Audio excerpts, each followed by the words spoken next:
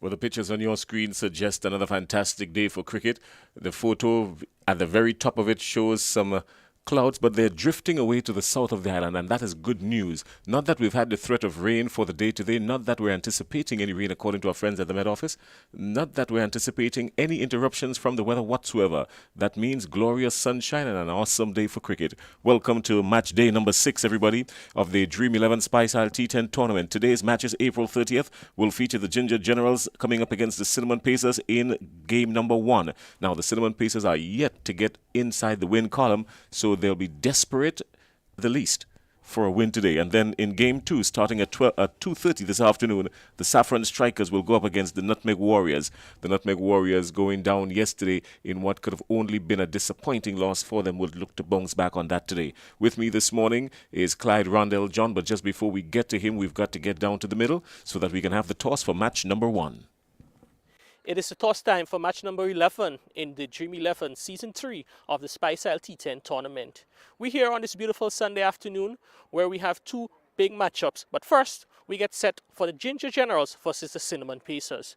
We have with us here at the toss the match referee, Mr. Carl Felix, our two captains, Johan Jeremiah, the home captain, and Micah Narayan, the away captain. Mr. Match referee, it's over to you. Johan, you are the home captain, so you would spin. Micah, you would call, please. The call is for a tail, and it is ahead. The Ginger Generals have won the toss. Johan, what will be the decision of the Generals this morning? We'll have a bowl first this morning. All right, Ginger Generals, you would have had a very good victory in your previous match, registering your first victory in the tournament. Must feels good to get one in the bag. Yeah, obviously, it's good. It's a good momentum going into the next few matches. So I think getting a win yesterday is good for the confidence for the players. Must be also particularly pleased with the effort of your bowlers in the match yesterday. Yeah, obviously, we had a game plan and we just came out and executed it. I guess today, same track you'd have played on yesterday. What total you think you would want to restrict the Pacers to? Anything under 100 would be good for us because, our batting been our strength for us so far. So it's just for us to go there and try to restrict them under a low total. All right, Johan, all the best to you guys for this match and the rest of the tournament. Thank you. Micah, another toss loss, another time being asked to bat first. I'm sure you'd want to probably get the remedy for the toss and the match results and probably get it right today. First of all, on the tongue, the Almighty for being here. Yes, I will wanted to win the toss, but nevertheless, someone has to bat, and I think we had the opportunity to bat. The wicket not looking bad, so I think we're going to do, as I said, in the starting, we're looking to get as 100 and above. I think we are bowling to defend that. Yeah, your batting has not really come to the party much for you in the tournament. I'm sure you'd have had some words with your batsmen as to how they can improve that aspect of the match. Yeah, I think we batting power play is very good, and after that, we just keep on killing the game, plenty that ball being used up. So I think today's game, we're going to change the batting lineup and see if we can get it from there. All right. You guys been winless to this stage of the tournament. What sort of motivation can you give the guys to kind of lift their spirits and get them ready for a new encounter? But as I told them, today's game is a new game, so we're going to take it as that's the first game in the tournament. So we're going to there to play good cricket and make the best team win. All right, well, Micah, all the best to you and Cinnamon Pacers for this match and the rest of the tournament. Thank you. So that's the toss for match number 11, Ginger Generals versus the Cinnamon Pacers. The Generals have won the toss and they've asked the Cinnamon Pacers to bat first in this encounter. Well, there you heard it. The news from the middle is that the Ginger Generals won the toss and they have sent in the Cinnamon Pacers to have a go at the wicket. So the Ginger Generals will be heading to the field to see how fast they can skittle out the Cinnamon Pacers. The Cinnamon Pacers, on the other hand, would have different ideas. Clyde Rondell John is with me. My name is Jason Skeet, and good afternoon, everybody. Well, I will say good morning. We're just about 5 minutes before 12 o'clock. The match is scheduled to start at 12 o'clock. Generally, we've been having some bang-on target starts, and we anticipate nothing less today. Clyde, good morning. Good morning, Jason, and good morning to the viewers, to the listeners, wherever you are in this part of the world and maybe even further off, hours away. We want to welcome you to this broadcast to yet another exciting day of T10 cricket here in Grenada. All right, well, let's run through the teams quickly for you just before they head to the field. The Ginger Generals, of course, they've been led by Johan Jeremiah, the captain. He's been doing pretty well with the bat, but Well, they would love to pick up some more wins. Johan Jeremiah has been looking really good with the bat. The wicket keeper, Samuel Charles, very vociferous behind the stumps and always exciting. No changes there, captain and wicket keeper. Adel Beggs, Calvin Blanche is out today. Davis Charles, Denroy Charles, and Samuel Charles, the wicketkeeper, as we mentioned. Akim Dua, John L. Eugene, he's been among the runs for the Ginger Generals. Keon George, Lyndon Lawrence, who has been really hitting well. As a matter of fact, I think Lyndon Lawrence is at the top of the runs table for the competition. Nicholas Redhead and Laurie Williams. That's the final 11 heading to the field for the Ginger Generals. Now let's take a look at the cinnamon pieces. What have you got? Cinnamon Pacers, you have Captain Micah Narine, Kelton Kadu, Che Duncan, Larry Edward, Jelani George, Bahid Lambert, John Olive, Desron Maloney, Shondell Regis, Nkosi Saint-Hilaire, Jonathan Taylor. Not playing today would be Devin Tyson and Jade Matthew. All right, well, Devin Tyson, he had an exciting day a few days ago with his game where he picked up some really prized wickets, but he was awfully expensive. So he's been left out today. But let's go to the runs table. We mentioned Lyndon Lawrence. He's at the top of the runs chase with 128. And so he's been the batsman in form generally in this tournament. He was out a couple of times, obviously, but some ill-advised shot. Not that he was beaten badly. I think it's that most of the times he was really looking to push the score along and perish. But he has been looking like a batsman in form, hasn't he? Yeah, Lawrence looking really good, striking the ball really powerfully. Most of his deliveries, he gives it a really good whack. And so I think a lot of the bowlers, when they hear the name Lyndon Lawrence, it tends to put a little chill down their spine because they have to be spot on or else they disappear. Yeah, he's a strong guy and he loves playing it through the offside. He loves opening up the chest and opening up the face of the bat and hitting it square the wicket. He's had a couple there for 6 as well. He's very good on the onside as well, but he looks a lot more dangerous, a lot more vicious when he's going through the offside. Yeah, definitely. You see him and you see the power that he has. Anything in his range, within his arc, he would go. No holding back. Someone that is at the top during the power play, not afraid to go over the top. So someone like that will definitely get off. Once he's positive and with that positive mindset, he can accomplish a lot. Preston McSween is leading all wicket takers with 6 wickets and the best score of 68 from Rishon Williams, still the highest score to date in the tournament going into match day number 6, but that could easily change. We wait and see what happens today. But let's talk about Preston McSween picking up 6 wickets so far, leading the wicket takers in this competition. He's been spot on. Yeah, McSween has been leading the Clove Challengers pretty well, shouldering a lot of the responsibility, and so I think this is part of what has allowed him to be able to take up that 6 wickets that he has. Not afraid to bowl during the challenging times, opening the bowling and coming back at the back end just to make sure that he helps his team to restrict the opponents. And so definitely good results for him. All right, now let's take a look at the points table quickly because the Bayleaf Blasters, the defending champions, they're out in front on 4 points. They won 3 of their 4 matches and yes, they lost their opening game, but since then they've been on a good roll basically. The Bayleaf Blasters out in front with 6 points. The Saffron Strikers played 3, winning 2, losing 1. And the Clove Challengers, the real surprise in this tournament here, winning 2, losing 2. And the 2 matches they lost, I mean, it was matches that they had all chances to win, really, these Clove Challengers. Because the Clove Challengers, they got the better of the Cinnamon Pacers in the very first match of the tournament. And remember, the Clove Challengers, they finished at the bottom of the tournament last year. And to come back and really give a good showing, I mean, you must be really impressed with that kind of performance from these Clove Challengers. Yeah, definitely. There has been some changes. The team looks a whole different unit. The guys, they seem really about their job. They understand what needs to be done and they're really trying to execute. And this is what is critical, the execution, especially on the day. Being able to play games that are really, really close. They're able to come out. Here and there, they've lost, as you said. They've lost their way a little bit in a couple of the games that we expected them to win, And this is where being able to keep your head, keep your composure is really important. We knew something special was really going to happen with these Clove Challenges because on the 26th of April, that's match day number 2, they had the better of the defending champs, the Bayleaf Blasters, and that was a real upset. Everyone was talking about that. Yeah, again, being able to execute on the day, I think this made the difference. They were able to restrict the Bayleaf Blasters, and I think this is really what we're seeing. Their bowling has been really spot on. All right, well, the Cinnamon Pacers are playing today, and the Cinnamon Pacers are sitting down at the bottom of this barrel and desperate for a win. If ever they are, it's today. And coming up against the Ginger Generals. The Ginger Generals, of course, not too far off because the Ginger Generals are sitting in 4th position, playing one, losing one, and having a no result, well, a draw actually, that came because of the rain interruption. So almost in a similar position, really, these two teams, the Cinnamon Pacers and the Ginger Generals. So desperate for a win more, I think, the Cinnamon Pacers. Yeah, Cinnamon Pacers haven't really had the start that they dreamed about. I think they have some issues that they really need to look at. They do really well in the power plays, but unfortunately they're unable to kick on after.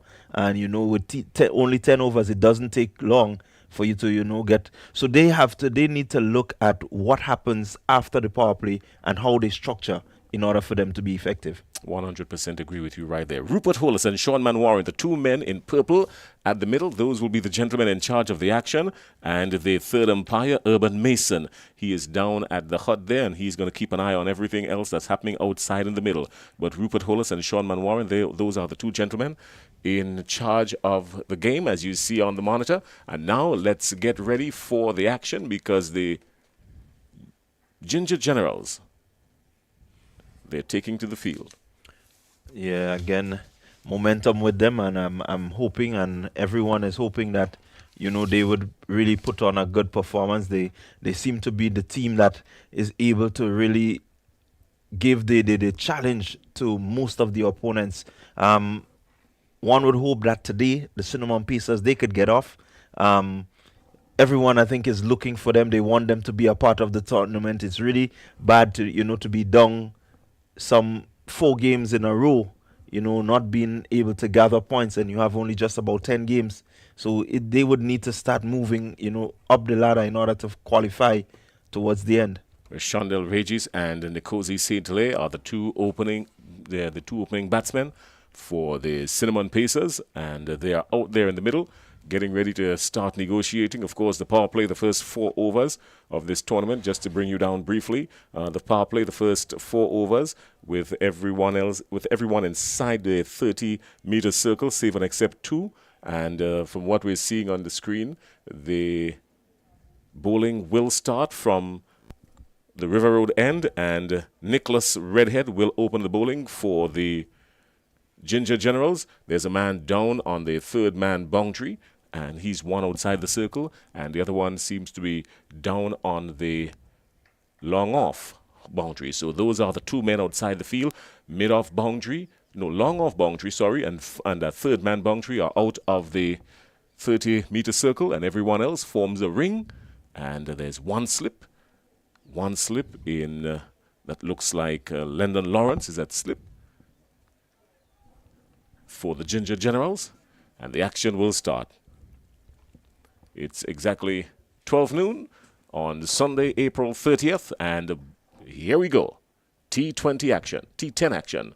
Cutting well, cutting sharp, good firm stroke all the way uppish. And boy, first delivery, 6 runs and a power play, a power maximum. The power 8 maximum, 6 runs coming off the first delivery. Nicholas Redder was outside the off stump, loose, wayward, and boy, did it get the treatment. Yeah, really wonderful shot. That's a good way to get off the mark. You're at the bottom. You cannot hold back anything. I mean, come on, make the thing exciting. Look to really pressure the Ginger Generals. Good shot, Nkosi Saint-Hilaire.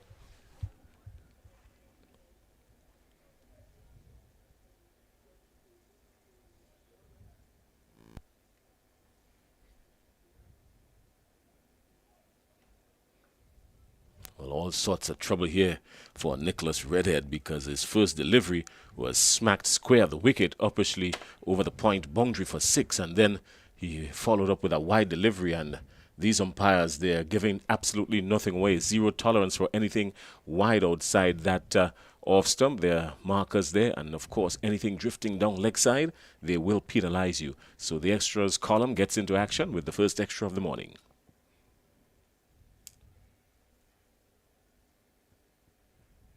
He's going again. This time he's looking to hit it back down the same direction, but peeling off a thick outside edge and going down to third man. And a good chance there, actually, but couldn't hold on to it. There was a man on the third man boundary. That looks like Laurie Williams, but he could not have held on to it. Traveled some distance. Good attempt. Saved 4, actually. Yeah, good diving effort there by Williams, looking to try to take the catch. But I just want to focus in on Saint-Hilaire, the positiveness in terms of how he has started. Anything outside there, he's willing to go. It's a power play. Get the ball over the top. No problems with that.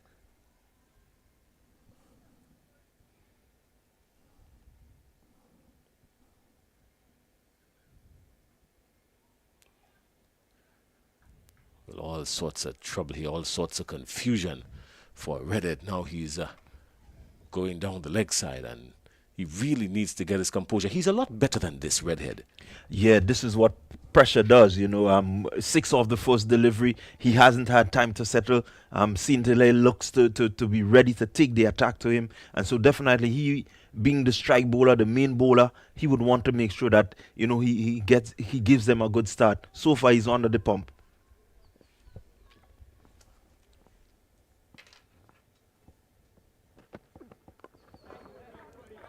First delivery that's really spot on. I mean, he would love the look of that, squaring the batsman up just a little bit, and Nkosi Saint-Hilaire equal to the task. Yeah, short, quick delivery, not giving him a chance to free the arms, as we saw with the early 2 hits that he had.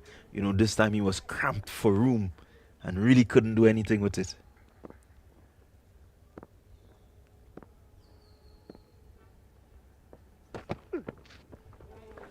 He's looking to send him square of the wicket again, and no connection made there. But clearly, Nkosi Saint-Hilaire has made his intentions very clear. Yeah, really good, good attempt. You know, connecting on that, it might have gone maybe over the bowler's head, looking maybe wide mid-on. But again, the intention is correct in terms of ensuring that the power play is capitalized on.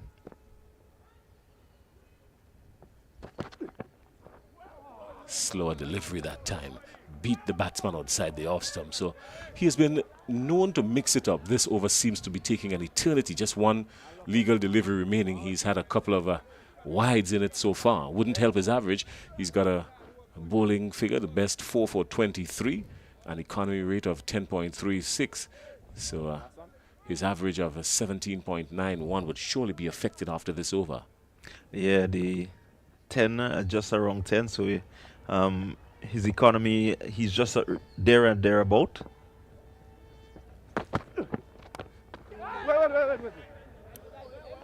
Maybe a little bit too excited there. Eyes opening up and lighting up and seeing one loose outside the off stump. Couldn't get it away. And that brings up the end of the first over. A very long one it has been, actually. But 10 for naught are the Cinnamon Pacers after over number 1. Yeah, good going there by the Pacers. Putting the Ginger Generals under a bit of pressure. From here on in, you get 10 and over, you're going to score just about 100. And they would want more than that. They would want something that they can really, you know, give the bowlers an opportunity to relax and be able to, you know, really look at their strategy. So anything under 100 is going to be pressurizing for the Cinnamon Pacers. So definitely they would want to get more than 100. Is that Johan Jeremiah we see coming into the attack? Yeah, that seems to be Johan. So Johan Jeremiah is coming in from the Darbo end. Wonder what his bowling figures are like. Known he's a good batsman. Can't speak too much of his bowling figures. There's 2 wickets in the tournament. Not bad, really. 1 for 12.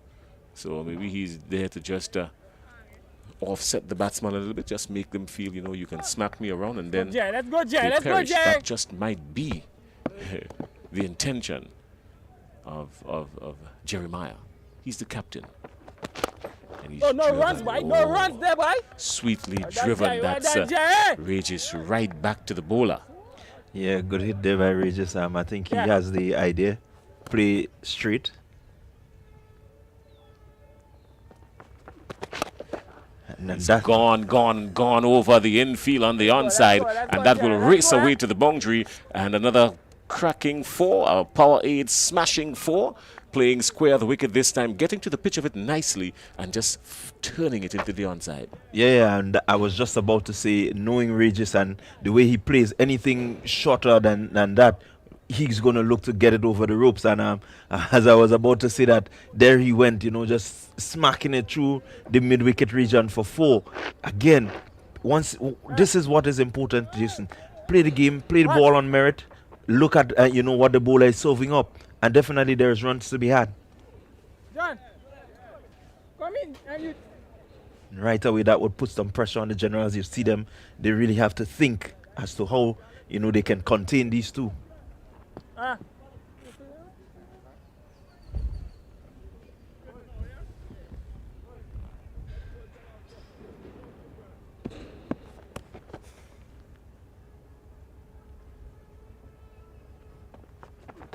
Oh, yes, This time buddy. Jeremiah Yes, has buddy. beaten him outside the off stump. So Jeremiah getting some bonks from this wicket here. He's not afraid to give it some flight.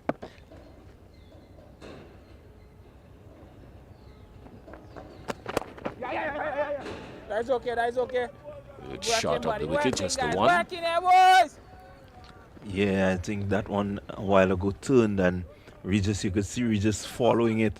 But again, coming back and playing on merit, you already have some 5 runs of the 4 deliveries that Jeremiah has bowled. Anything from here would be bonus, and they would be able to keep the run rate at least up around 10 runs per over.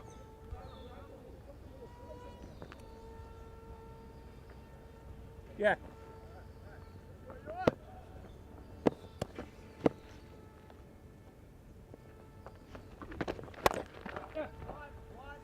They can't run two. They can't run two. That's impossible. Just Back one. up. Really would have wanted to do more with that delivery, but it just held up on him just a little bit. So some pretty smart bowling here from Johan Jeremiah.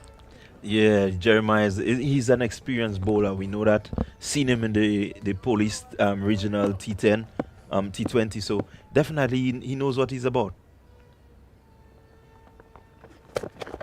Well, this one went all the way into a next region. It was really wide outside the leg stump. Probably slipped out of his hand, and the batsman crossed for 2. So that's an extra 3 runs to the total.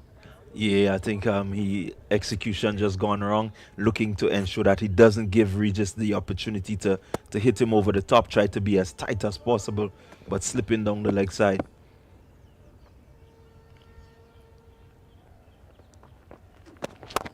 This time he's driving it only to mid-off. And the dot ball was firmly struck, but it was firmly struck to mid-off, where Akim Dua did all the tidying work. Yeah, I love to see the approach from Regis and St. Hilaire. They're going to look to capitalize on anything loose. This is needed. This is really needed by them.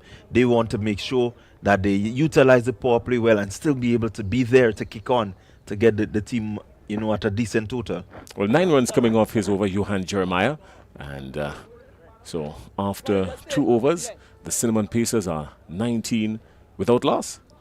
Another change in bowling coming from the River Road end. This looks like Lyndon Lawrence. So a lot of the batsmen getting the opportunity to turn their hands today, so to speak. The Ginger Generals. Yeah, I think generally these guys, they have a bit of all-round ability. Oh, Laurie Williams. Laurie Williams.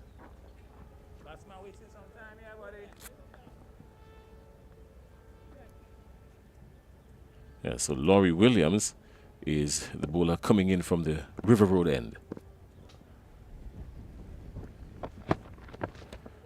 Oh, he's living dangerously there.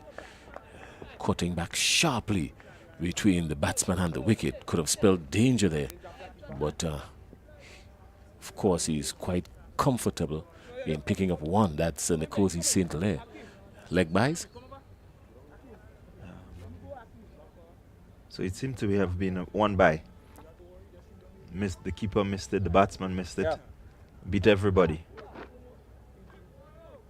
The left-hand, right-handed combination, of course, always a serious problem for bowlers. You've got to maintain that middle and off if you want to be successful against this combination. This time he's hooking square the wicket, and it will roll all the way out to the square leg boundary into the Power 8 advertising board, and that's a Power 8 smashing 4 for Shondell Regis. Yeah, again, Williams will want to ensure that he keeps his length really closer to Regis with the inward movement that he's getting, the natural inward movement. Regis looking to free the arms. Anything short, he's going to pong. So definitely, Williams has to ensure that he doesn't give him the leverage of his arms.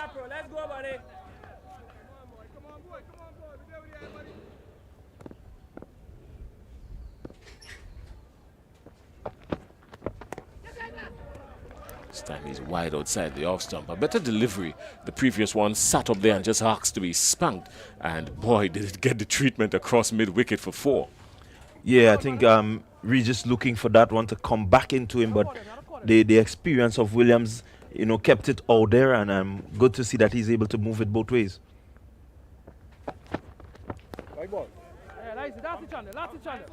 Again, he's going to be penalized. And so the Ginger Generals, the fielders have been pretty much spot on, trying to hold up the boundaries as best as they can, but the bowlers really need to keep it tight. Too many extras. And Sammy's going with him again, this time over mid-wicket, all the way, Power 8 maximum. Boy, did he latch onto that, and he latched onto it in quick form. It went like a rocket. Yeah, really good shot again by Regis, moving across the wicket, looking, Williams looking to get a little closer to outfox him, and he was able to, whip that one through the square leg region, over the ropes, Power 8 maximum. It was a really, really good shot. He was onto it in a flash. And must have felt good coming off the middle of the bat. You could have heard it all the way up here from the commentary booth.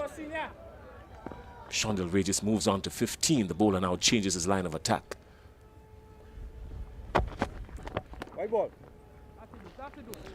Again, the bowler is under a bit of pressure, moving, around the wicket, trying to see if he can get some sort of breakthrough.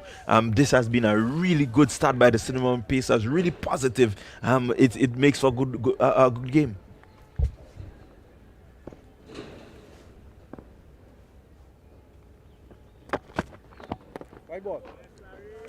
This over will probably last an eternity. There's another wide ball again being called, so the extras are piling up. We're 9 extras already, and we're still inside over number 3. Yeah, the pressure is on. 14 runs, 2 deliveries still to go. The bowler has to be able to respond to that pressure.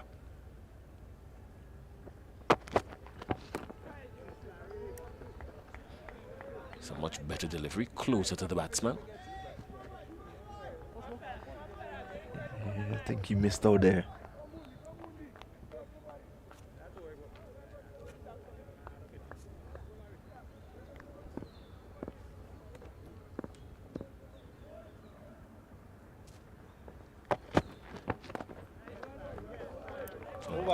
Brings the end of the over, and a lengthy one it was really for Laurie Williams. Went for 13 of that over, some just 4 dot balls, but a whole lot of extras, 3 wides. So he really had a lengthy spell there. He would probably want to take a rest after this one. Not sure what the captain will do with him, but we're 33 without loss, and Nkosi St. Hilaire is there on 9, and Shondell Regis on 15, and the Cinnamon Pacers are moving really nice and steady. Just 1 more over remaining in the power play. Yeah, again, you see the Cinnamon Pacers really starting well.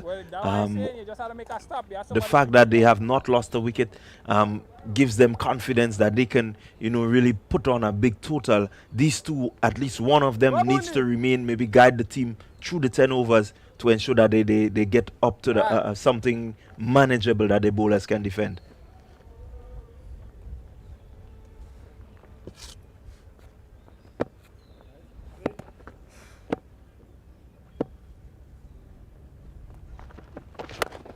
He's gone. Take cover. This one is heading to the commentary booth. It will go all the way for 6. So as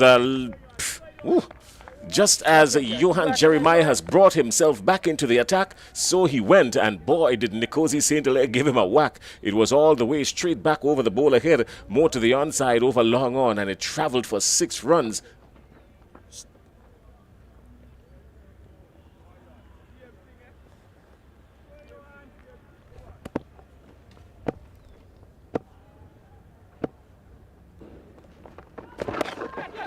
The shout of catch is going to be easy taken, regulation catch. After 6 runs in the over already, he was trying to put this one a little bit square of the wicket, but it rushed onto him, ballooned and cramped him really. Yeah, I think the issue there is good catch there by Lawrence. Good catch, easy catch. But I think the issue there is that he could not get underneath that one to really lift it over Lawrence. Tried to get the power, but it went straight to him because he couldn't get the elevation needed, and so he perishes just when you expected that they're going to kick on and really look to boost the total. But Maloney will be coming in, and definitely he will be looking to maybe continue from there. He's an experienced player, played for the Windward Islands, the Volcanoes, and so he has something about him that should be able to help the Cinnamon Pacers at this stage. Nkosi St. Hilaire caught by Lyndon Lawrence in mid-wicket for 15. He was really set and striking the ball nicely. But this time only to Lyndon Lawrence, who really has one of the safest pair of hands on the cricket field, and he made absolutely no mistake about it. Turned into a regulation catch for him really. So the Cinnamon Pacers losing their first wicket, 39 for 1. And the captain, Johan Jeremiah, showing why he's the captain, pulling all the tricks out of the bag. Desron Maloney takes a strike. Decided not to come in with any protection on his head.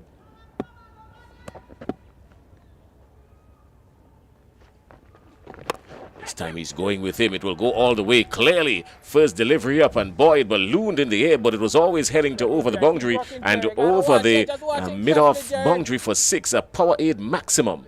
Again, I just love the approach of the Cinnamon Pacers. It tells you they're going for broke. They're not going to hold back anything. First delivery again, we see someone, powering the ball over the boundary ropes, and 6 good-looking runs from Maloney.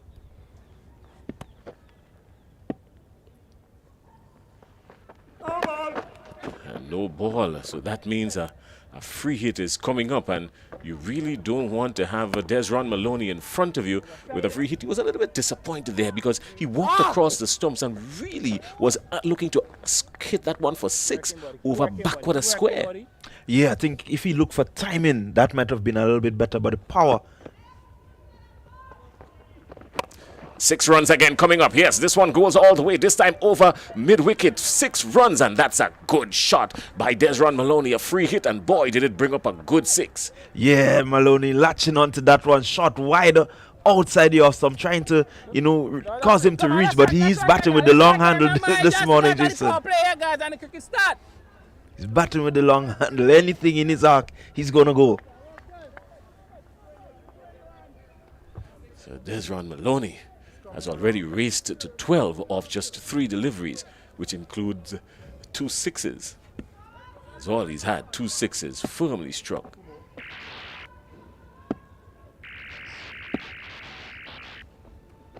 He's going with him again. Oh, a barrage of 6s here. Boy, does he mean business. Desron Maloney, this time coming over long on. 6 more. Somebody call the Met Office because UFOs are heading here to the National Stadium. Yeah, again, powerful strike by Maloney. Maloney really seemed to be in that no-nonsense mood.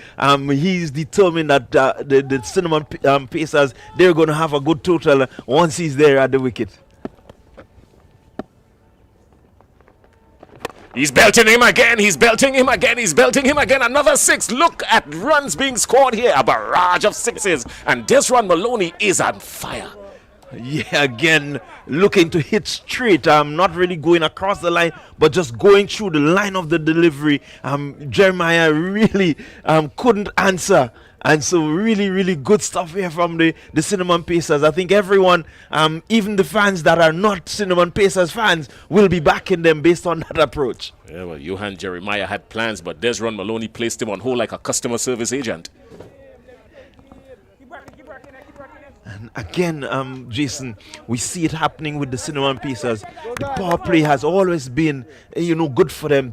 Today, they are at 64. The previous games, 43, always for one. Now they are 64. It means that they could put on at least 160 runs. Oh, they would love that. Let's see what's going to happen now, because change in the bowling coming in from the... Oh, no, Laurie Williams will continue, so it seems. Laurie Williams, who went for 13 runs off his first over. And well, let's see, because he's got Shondell Regis, and Shondell Regis has been striking the ball very well, too. Yeah, I think at this stage it's important that they look to milk the ball around, pick up ones, pick up twos, cause the field to come in a bit, and then look to put the batsman under pressure by when the field is in.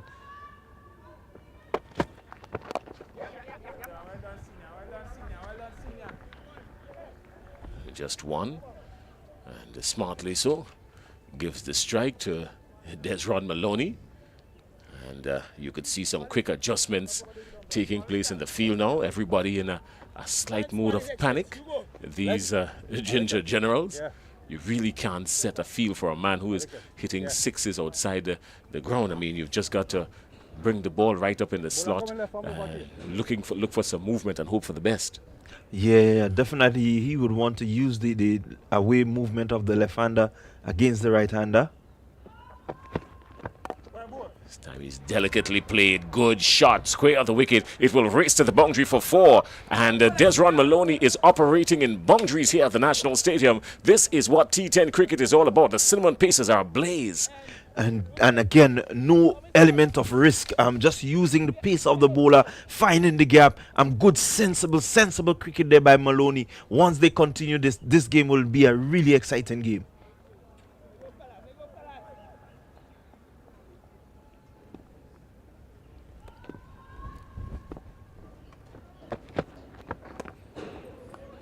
He's shown that he's got power. He has shown that he's got finesse. And he also has shown that delivery that he has the sensibility to know when to leave it alone. So the partnership has yielded 30 runs off 8 deliveries. They're 69 for 1, the Cinnamon Pacers. He's bowled him. He's bowled him. And Desron Maloney is walking back, head bowed, walking back to the pavilion, a fruiter juice dismissal. And I'm quite sure the Cinnamon Pacers will be really disappointed knowing that they just lost the wicket of Desron Maloney. But more importantly, it was a good delivery, lateral movement from Laurie Williams, getting the better of him. Yeah, that one just a little too close to him. Again, looking to guide it down to the third man region. But unfortunately, getting the inside edge.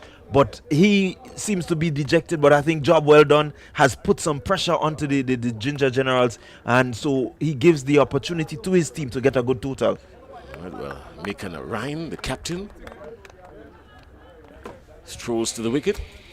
His team is in a good position, 69 for 2 in the 5th over. They're well on target for 148, a current run rate of just under 15 runs per over. So, in as much as they would have loved to have Desron Maloney there, I think he did his job.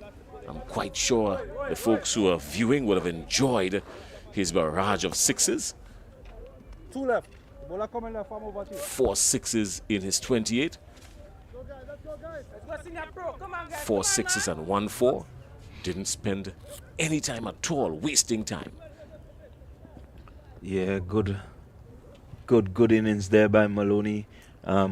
He seemed to be in the frame of mind where he was looking to chalk up some runs. It's unfortunate that he had to get out at this point.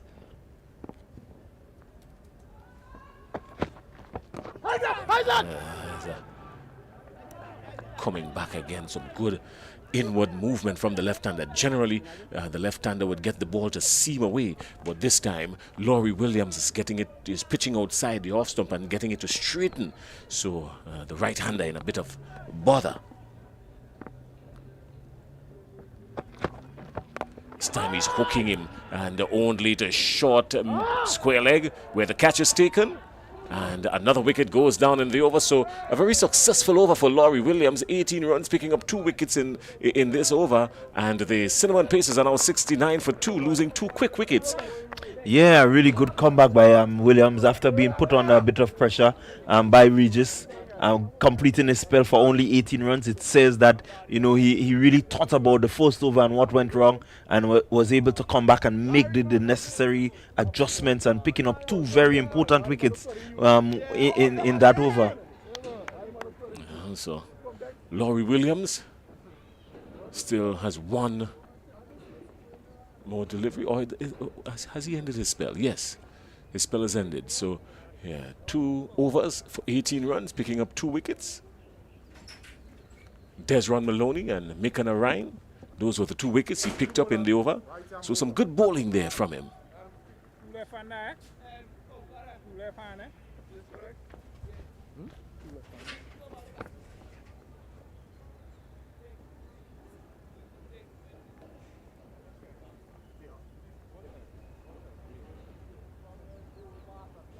Yeah, so at this stage, the Cinnamon Pacers will want to make sure that they consolidate, but still be able to pressure the Ginger Generals.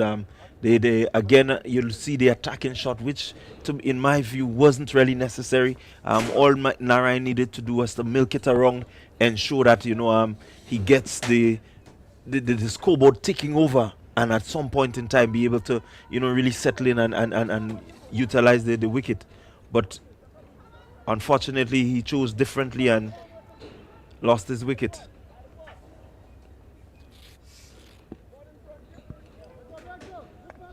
So Shondell Regis will hold strike.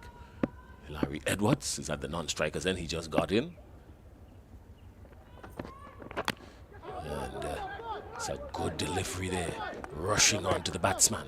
It was beaten really for pace, rushed onto him in a flash, and well negotiated by Shondell Regis. Yeah, good delivery there by Beggs, putting the batsman under pressure. Regis looking to score, realizing that the scoring rate had slowed a bit, and so definitely in his mind he would need to, you know, do something to get it, but it doesn't have to be rash. He just needs to play positively.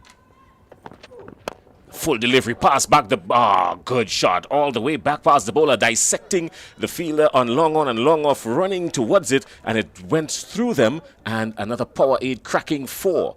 Yeah, again, good shot there by Regis, looking to charge the bowler, getting it onto the full, and was able to place it nice and straight. It wouldn't get any straighter. If he gets any straighter, I think it would be into the stump. So good shot there by Regis. What I was impressed with most there was the good use of the feet. Again, good use of the feet and driving through the offside. This time just to 1. Yeah, good, smart, sensible cricket there by Regis, recognizing you already got the 4 in the over. Now you can milk it around, and just like that you can have 10, you know, and anything loose, Larry Edward will be able to capitalize because he's able to hit the ball just the same. So good going by the Cinnamon Pacers.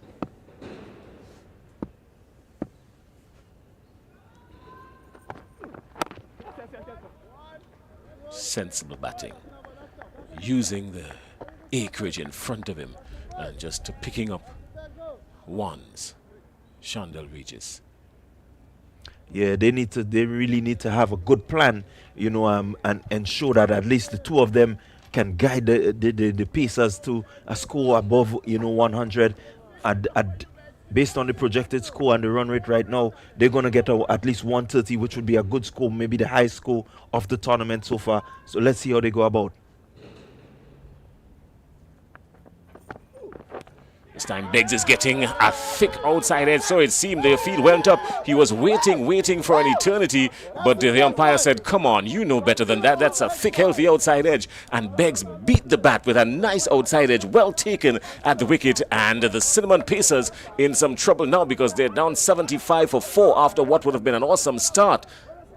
Yeah, good delivery by Beggs, but again, Regis not really making up his mind what he should do with that. Seemed to want to run it down to third man, but definitely was just moving away a bit, and so it could have done nothing else but to get a healthy edge to keeper wicketkeeper Samuel Charles, and he goes again. A very critical time for Regis to be out. Well, Kerry is going to come in and join us in the commentary booth in just a minute. You're just creating. And we're going to hear from him. He's also got his duties down on the field. He's going to be chatting with players and whatnot at the end of the innings. So while he prepares for that, he's doubling duties today. On a day like today, I need to ensure I get as much rest as I can. Doesn't intend on working too hard today. Sunday is always a rest day for me. Beggs has still got one delivery remaining in this over. So far he has gone for 6, but he's picked up wickets, and his captain would love that. Yeah, really good wicket there. Good time to get a striker. The Pacers, they've been going really good guns, and Beggs called upon to help stem the flow, and he has done just that.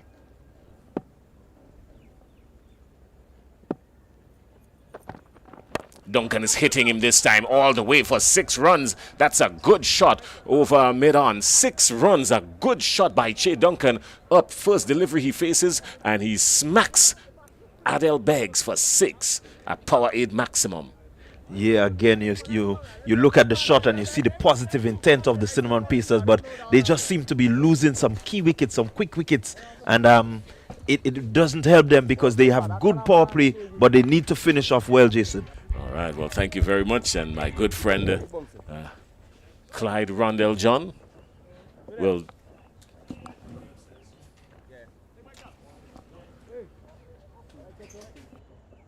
sit for one more over. And then, of course,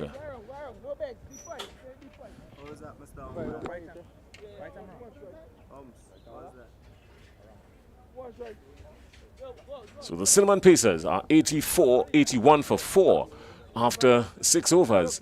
And some exciting batting here. Good clean hitting at the National Stadium in this T10 encounter. The Ginger Generals going up against the Cinnamon Pacers. The Cinnamon Pacers sitting at the bottom of the table. The Ginger Generals in 4th. But more importantly here, the Cinnamon Pacers yet to pick up a win in this tournament. We're into match day number 6. And they really, really would love to pick up some points here. So John L. Eugene is going to be pushed into the attack. Right arm around the wicket to Larry Edwards. Edwards is hitting him, this time uppishly. Will it fall safe? Yes, it does. Living dangerously there. The call is 1. They were looking for 2, decided against it smartly so. But not very convincing from Larry Edwards. Yeah, I think Larry looked up and he saw that it was his St. Lucian compatriot, and he probably would have wanted to say, hey, youngster, welcome to the Spice Isle, by depositing him on the banks of the St. John's River. But he was not able to execute the shot as he wanted.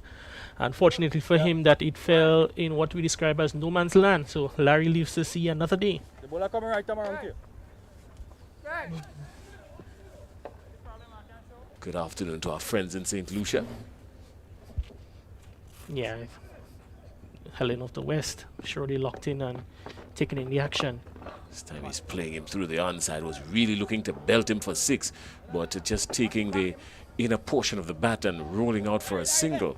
But still, the scoreboard ticking over, and the Cinnamon Pacers, they wouldn't mind that. Yeah, I think it's important that, you know, they keep picking up the singles in between the boundaries, because earlier in the tournament, Mike and I would have lamented the fact that they'd have wasted a lot of deliveries, a number of dot deliveries.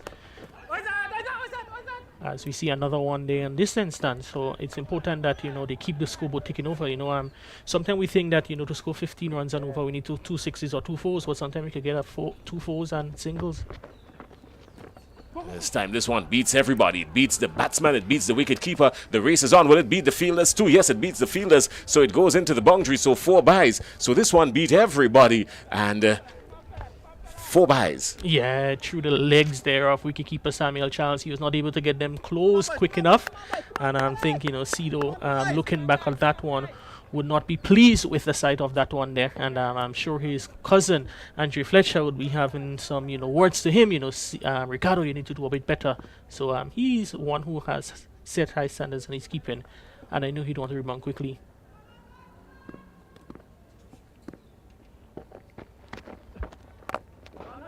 This time he's playing it up to the offside and no danger.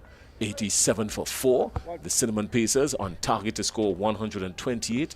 They've been striking the ball very well and playing good cricket, just on the unfortunate side. Let's see.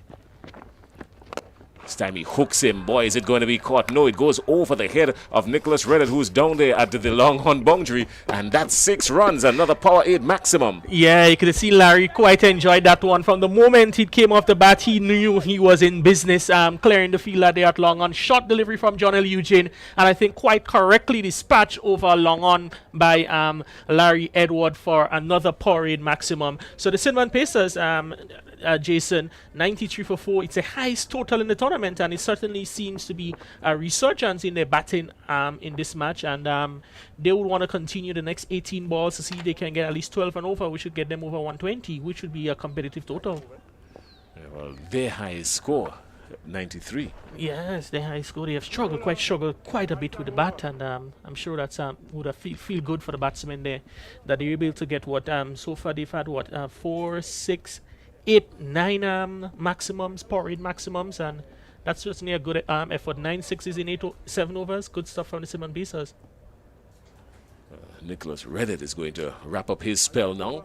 He came from the River Road end first up. Now he's coming from the Darbo end, and he would really love to pick up a wicket or 2 here. He went for 10 in his first over. This is not like him at all. He's a lot better than this. He's express fast if he wants to be. Yeah, probably the fastest bowler on display in the tournament, but sometimes the faster they come, the faster they go.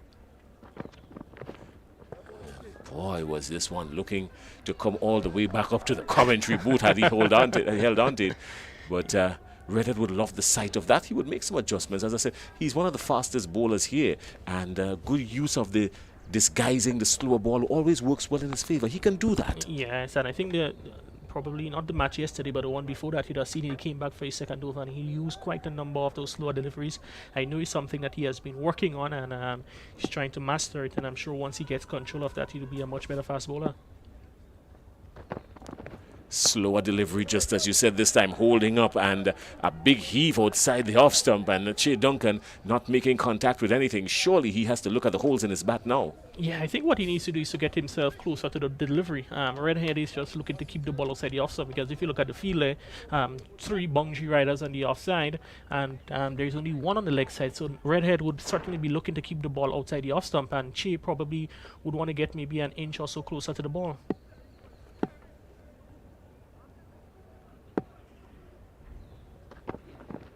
Well, this one went wide into next week. It was that wide it slipped out of his hands, really, and he must be disappointed with himself. Always knew that the umpire was going to signal it. He was really hoping that the wicketkeeper held on to it, and much to his approval there, the wicketkeeper held on to it, but was a disappointing delivery there from Redhead. Jason, I am trying to remember, but I think that's the first over Redhead would have bowled from the Dabo end. I think most of his other overs in the tournament, or he bowled previously here. Oh, probably I didn't pay attention, but he favors that bottom end. This time again, just holding up outside the off stump, and Che Duncan checking his bat, looking for holes. He's either that or he's batting with a donut, or 265, 25, 15 tire.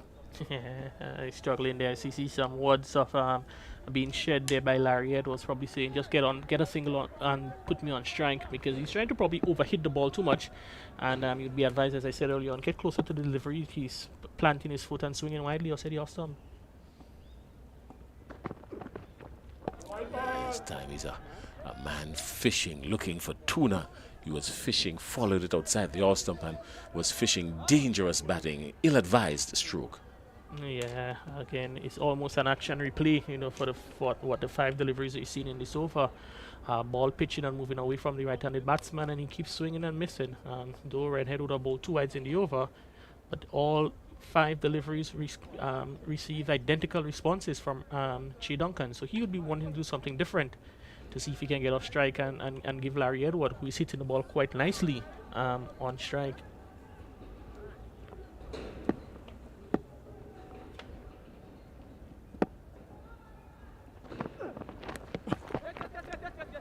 Making connection this time, but not convincingly so.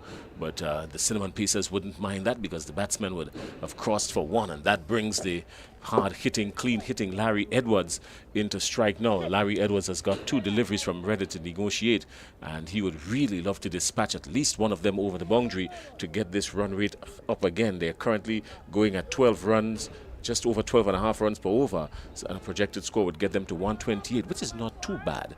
But he would really love to get some bat on ball here in this Redhead over.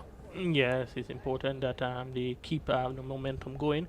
Redhead this over going for just 3 runs and over, 2 deliveries left in it, and you'd want to see if they can get up to at least 10 runs and over, keep that momentum going. And anything over 120 in this form of cricket is a competitive year in the match, and they want to give themselves the best chance of pulling out their first victory today.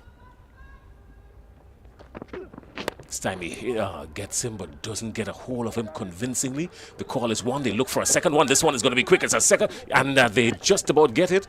And wow, that was a quick running there between the wickets. And both batsmen understanding what was in front of them, understanding the task, crossed quickly for 2 safe runs. 98 for 4 at the end of the 8th over. And just one more delivery remaining. One more delivery remaining. Yes, this Nicholas Redhead over has been elasticized with a few wides. Yes, and his 4th wide, 4 wides for Redhead in his 2 overs, something you certainly want to work on and keep the extras to a limit. Slower delivery up in the slot, but well played by the batsman. That's Larry Edward. And just punched it down to mid-off, for an easy single. So good batting, 99 for 4. Cinnamon Pacers really more purposeful in this game. I mean, they understand that they're down at the bottom of the table, and that could change very quickly because they've still got a lot of cricket to play, and so the dynamics of the competition could really change once they find their first victory. Winning is a habit, and it could work out well in their favor. Yeah, most certainly. And in this format of the game, it just takes just one moment sometimes to change a match, and sometimes to change the fortunes for a team in the tournament. I was having a chat with one of the batsmen earlier on, not from Cinnamon Pacers, but from the Belief Blasters, and he was speaking about, his lack of form. And, he said it's all about confidence. Sometimes you just need one off the middle of the bat, and that really clicks something up there, and that really leads to a transformation. So, though they're in the bottom, a victory give them 2 points, really keep them in the hunt for the next stage of the tournament. We just had a quick Dasani water break there by the batsman. That's the reason why you weren't having any action out in the middle, but now the action will resume, and Davis Charles will be operating from the River Road end. He's been brought into the attack now, and he's got Larry Edwards to contend with. Edwards, the inform of the 2 batsmen.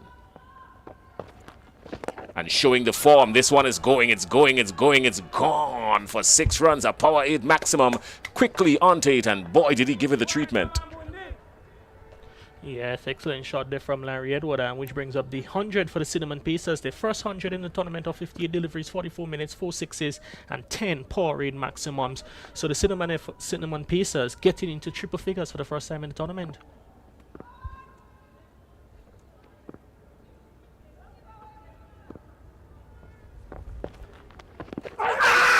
Are gone. Yes, that's really trying to manufacture something that wasn't there.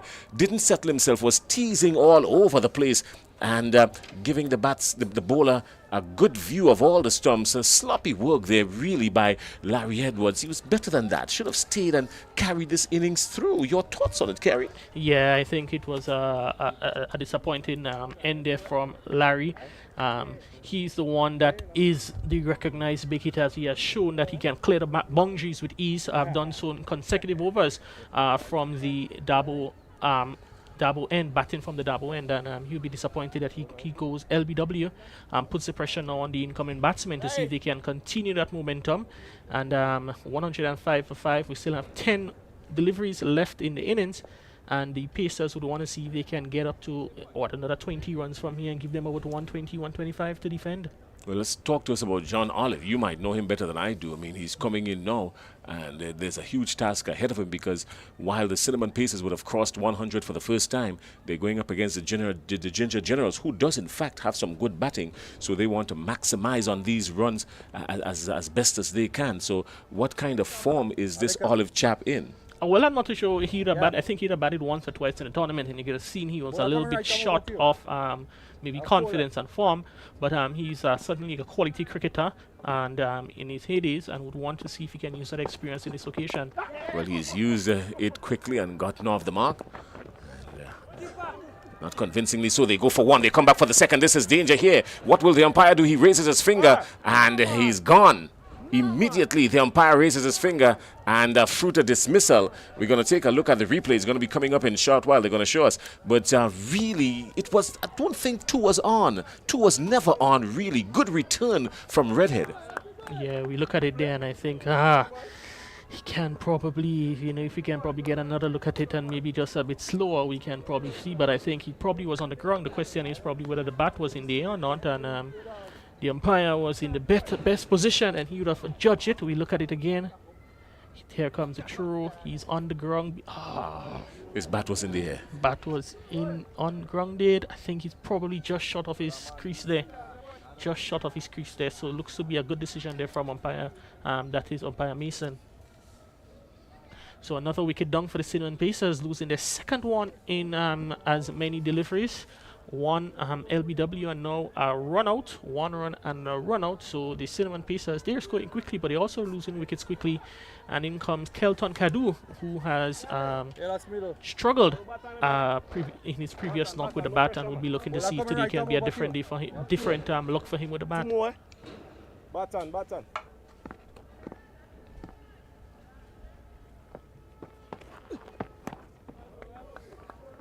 Kadu is flashing outside the off stump, ambitiously so, and not making connection at all. Move your foot.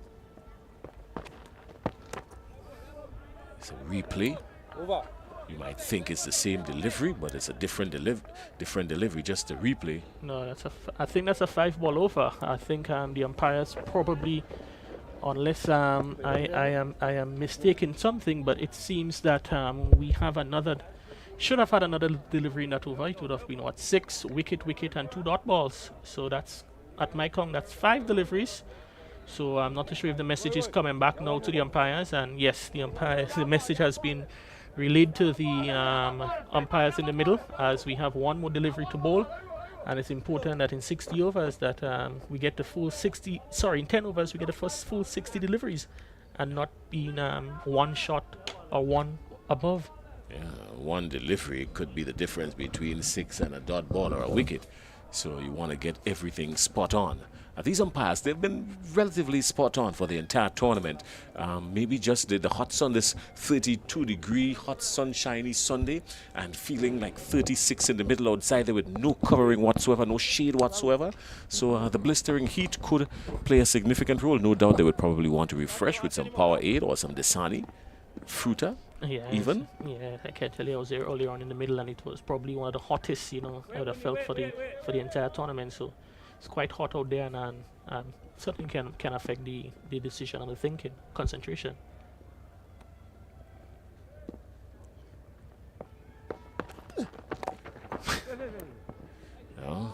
All's well that ends well. Nothing gained, a whole lot ventured there from the batsman, but nothing gained, and the score remains on 106 for 6 with just 6 deliveries remaining. And this is going to be a showdown in these last 6 deliveries.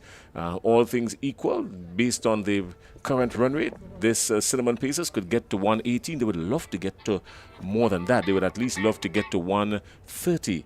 So let's see. because a lot would rest on these last 6 deliveries. Che Duncan is there. He's on 8. Kelton Kadu is yet to get off the mark. Duncan not really in the best of forms, not hitting the ball cleanly at all, not making a whole lot of connection. And he would really love to get under a few and give it the full treatment. Yes, they need a repeat of that second over bowl there from the captain Johan Jeremiah, which was 5 sixes, which was smashing that over, the most expensive over of the tournament, and they would certainly want to have another one, but it's 2 different proposition. Now Adel Beggs is bowling to Che Duncan, who had been probably denied the strike in the last few overs. Beggs is smacked over the onside for 1. They would think about the second, but that would spell danger. He was safe back. Really, some loose thoughts there from Che Duncan. And Kelton Kadu just making it back into his ground quickly. He would have been in all sorts of confusion there, but he made it through. Yeah, 5 deliveries to go, 107 for 6, getting up there to the high score of the tournament. Beggs is up and Kadu is going, but going absolutely nowhere. So a dot ball in this, the final over, always a welcome sight for the bowler, disappointment for the batsman.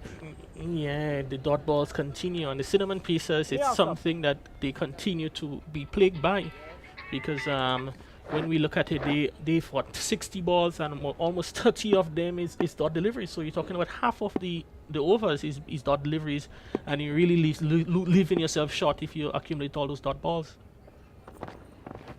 Right. Oh, this time. Beggs, you gotta run back to the side. Run back to your stump, Thanks. Don't know why he's not keeping his eyes on the ball, taking his eyes off really and looking more where he wants to put it, and well, probably needs to call for a bat. He's probably using the handle alone outside there. Yeah, so that was a 31st dot ball of the over, of the innings. 31 dot balls in 57 legal deliveries. More than 50% of the deliveries dot balls, certainly a cause of concern. And there we goes, dot ball number 32. And no movement from the umpire, so Che Duncan seems to be in safe ground. he's actually out.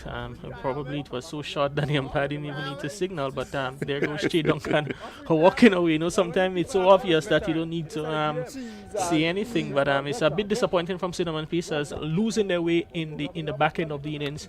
32 dot deliveries from 58 balls. It's really, you know, you may find me lamenting and speaking on it a bit too much, but when you have only 10 over 60 balls, you need to, I mean, like 15 dot deliveries is reasonable, but when you go 30, 31, 32, you're shooting yourself basically in the foot. Like you're going in there to bat with a loaded gun pointed at you. Well said.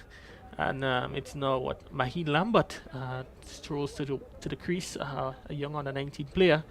Not too sure what much he can do. Just his second inning in the tournament. Previously, he scored 8 runs, and he has 2 balls to swing for the rafters, hoping that he can connect on both of them.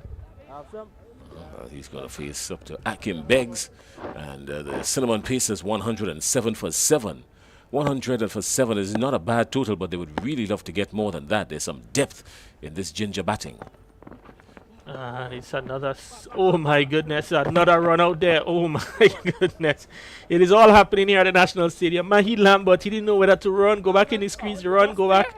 And in the end, he got run out there by wicketkeeper Samuel Charles.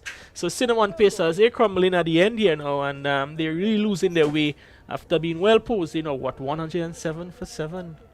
Okay. 107 for 8 of last ball coming up.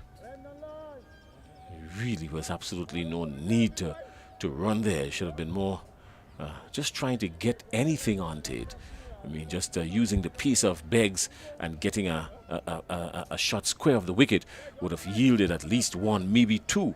Now you've lost a wicket and a run out. Losing the wicket doesn't seem to be too much of a concern here because no threat of rain, so the weather is not going to affect the state of play, but it may very well come down to run rate, looking for a position going into the Final Four as this tournament progresses, so they want to pay attention to that. Oh yes, most certainly. I think you would want to also, in terms of your transitioning from one inning into the next, you want to make sure that you carry some momentum and confidence over from the bat into the field, and really saying, they pumped up. But certainly the Ginger Generals, they would be the happier of the two teams going back into the dugout because they could have probably been chasing a 125, 130.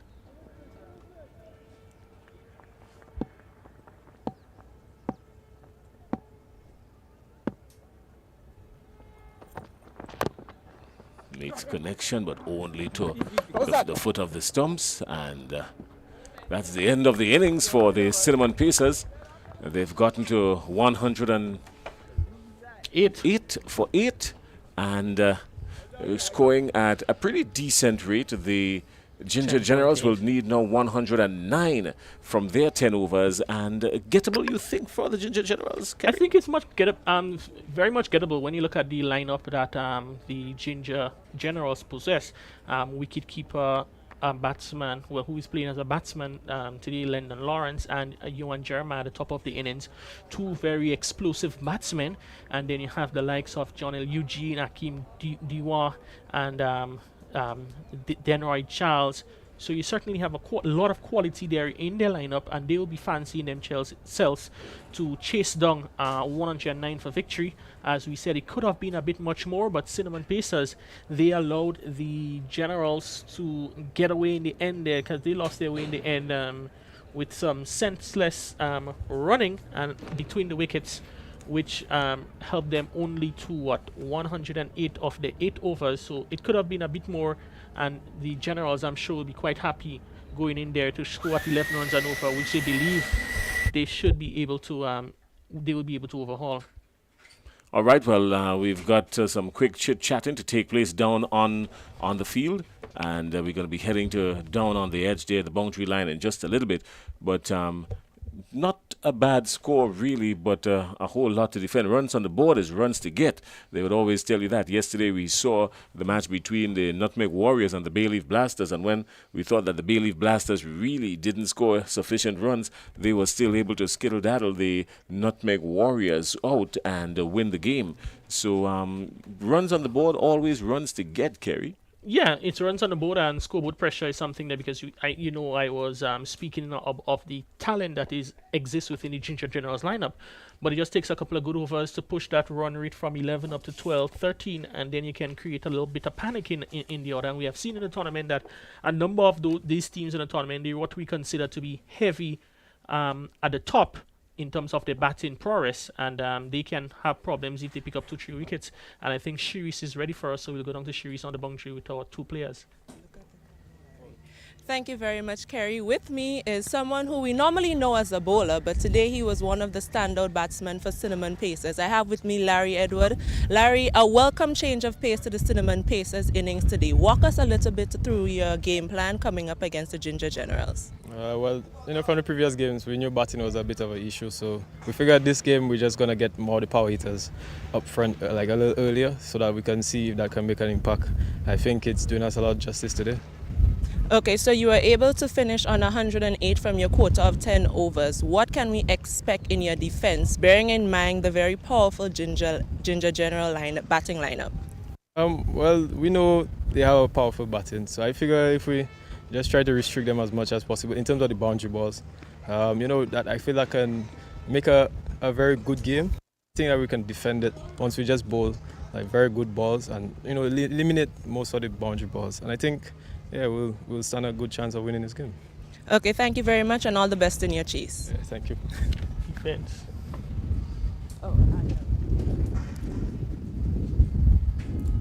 With me now we have Adel Beggs of the Ginger Generals. Adel, looking back at this innings, there were quite a number of boundaries. Tell us a little bit about your team's bowling performance this afternoon. Well, I think we did quite well. In the beginning of the match, the batsmen got off to a flyer, and it was up to us to come back in the death and pull back the run rate, and we did so. So I'm pretty comfortable with the score now. Okay, and with the score of 108, 109 for victory, what can we expect from your batting lineup? Well, we can expect the guys to come out and play positive cricket. 108 is practically par for Ginger Generals. Through the tournament, we've been getting these scores easily. So the chase should be pretty calm and easy going for us then. Okay, thank you very much. Well, there you have it, a very confident sounding Adel Beggs. Back up to you in the commentary booth, Kerry. Thanks. Oh, so there you had it. Quite confident, two teams confident that they can claim victory at the end of this match. We know it's a big match. Both teams will want to get 2 points. Cinnamon Pacers even more hungry for a victory as they are yet to taste the sweet the sweetness of a victory on the lips, and the Generals would want to continue their momentum by picking up another victory. So that is it. We're going to take a nice quick Dasani water break, and then when we come back on the next end is going to be the Ginger Generals turn of the crease to chase down 109 for victory. The Dream 11 Spicestyle T10 Season 3 is here. The biggest and most exciting T10 white ball cricket action in the entire region. April 25th to May 9th, Grenada National Stadium. 6 teams, 15 days of cricket action, 13 matches. The biggest names in local and regional cricket. Reppin', Bailiff Blasters, Devon Smith, Nilo and Pascal, Nutmeg Warriors, Andre Fletcher, Johnson Jaws, Soft-Run Strikers, Darrell Cyrus, Roland Cato, Cinnamon Pacers, Shondell Regis, Larry Edwards, Clove Challengers, Preston McSween, Darren Ned, Ginger Generals, Johan Jeremiah, Landon Lawrence. 2 matches per day, 12 midday and 2:30 p.m. Will defending champs, Bailiff Blasters do it again. Only time will tell. Catch all the action at the Grenada National Stadium and online on the Grenada Cricket Association Facebook page. Dream 11 Spicestyle T10 Season 3. Spice, cricket, and vibes.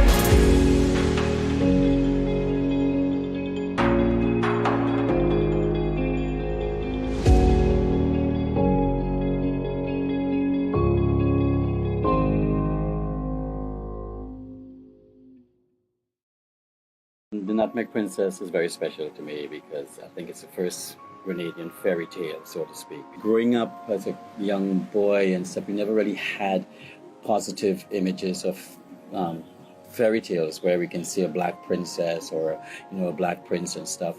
So I really wanted the world to know that there is a black princess and she comes from Grenada.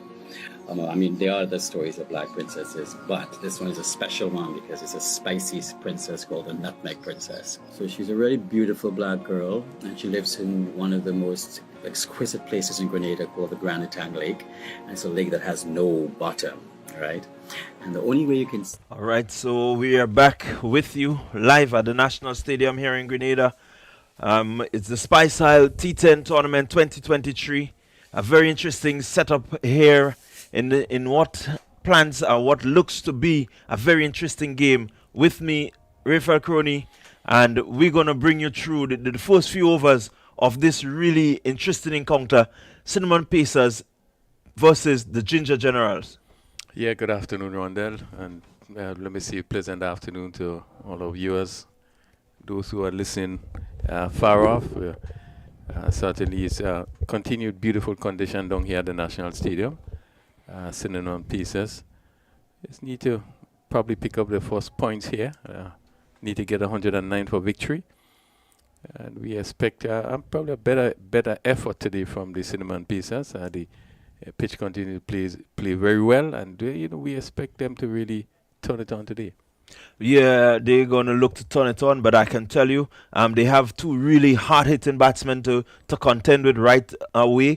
You have the leading scorer in Lyndon Lawrence. He's there, and the guy with the 8th highest total in terms of scores, Johan Jeremiah. So these two have been really showing that they have some power at the top, and they would want to get off to a really good start.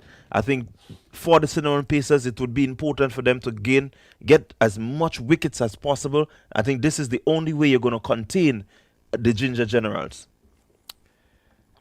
Yes, well, we just about getting ready for the first delivery. Johan Jeremiah is a captain of Ginger Generals, and Lyndon Lawrence, as you said, Rondell, very attacking player. It would be very important that they would try to see the back of these two players as early as possible. So it's a power play, 2 men allowed to be out. Larry Edward, he's going to take up the attack.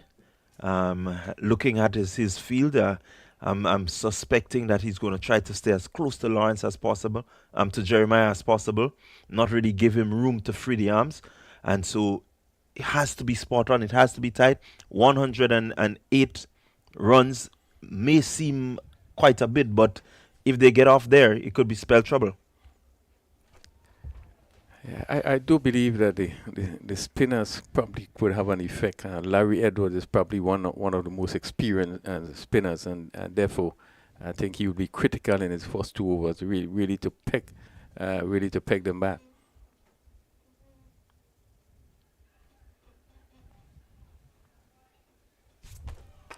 And a really bad miss there. Ball dropped just at backward square, and really a critical one there. Oh, that's a really, really bad miss there by Regis running around. Yeah, it's always tough to run back, but he had, covered enough ground and should have taken that one. The likes of Jeremiah, to get him out this early, they would have been elated, but unfortunately, he's unable to hold on. A life for Jeremiah. Let's see what he can do with that. Yeah, this is what is so important for the Cinnamon Pacers, all the catches.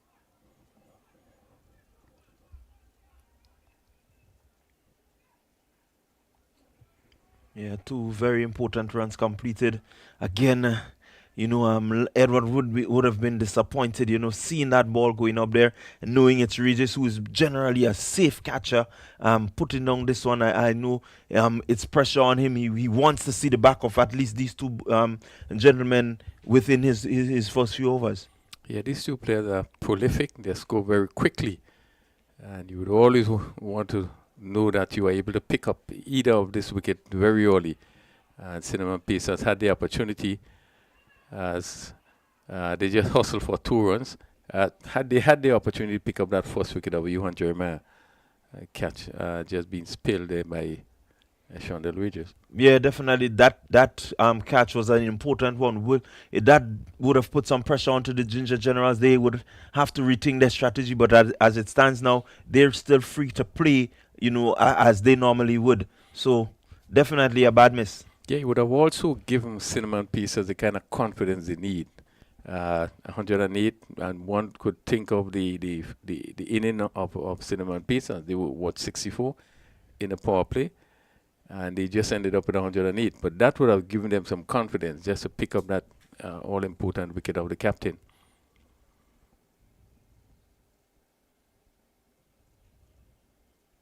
Again, Jeremiah looking to crash that one through the offside. With no one out on the boundary on the offside, once it beats the inner ring, he will get run. So Edward would not want to be too wide outside the off stump. Yeah, ball just a bit close to Jeremiah, didn't have the room.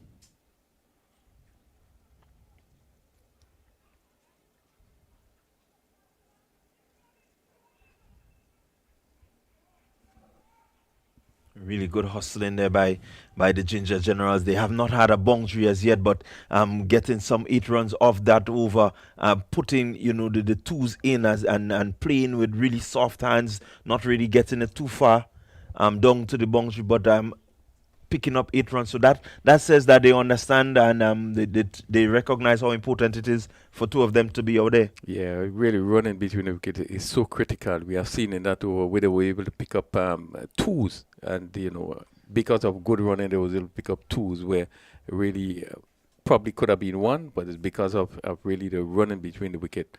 Not a bad over by Larry Edwards. I think it was a good over.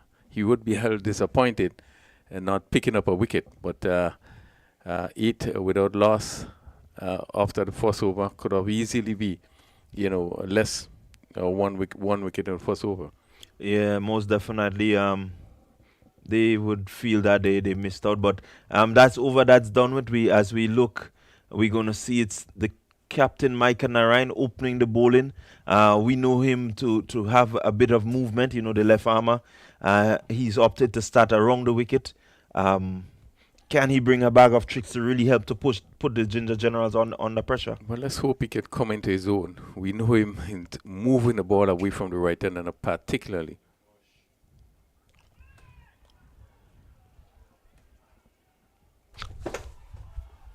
The Ginger Generals are not trying to help themselves.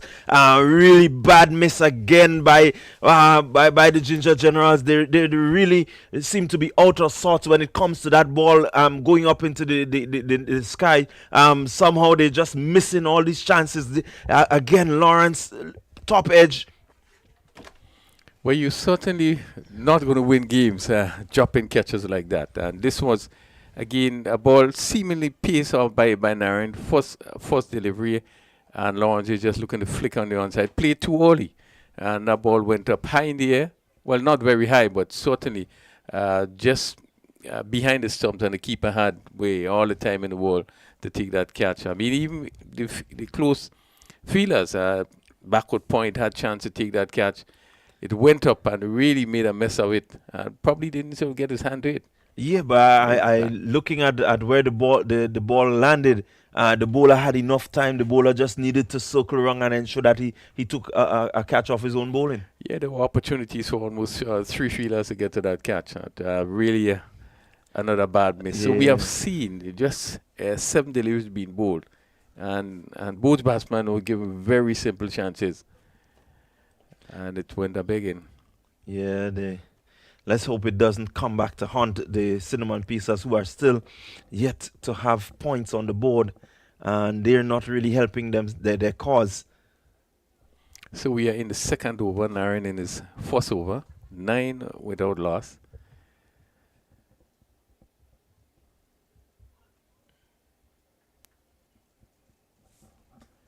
Again, the extras will not help, so he needs to be really spot on. I like the approach of what I'm seeing, trying to ensure that he doesn't give room to Lawrence to Jeremiah to free his arms. And so definitely they have a plan. Can they execute? This is really, really important. Execution needs to be spot on.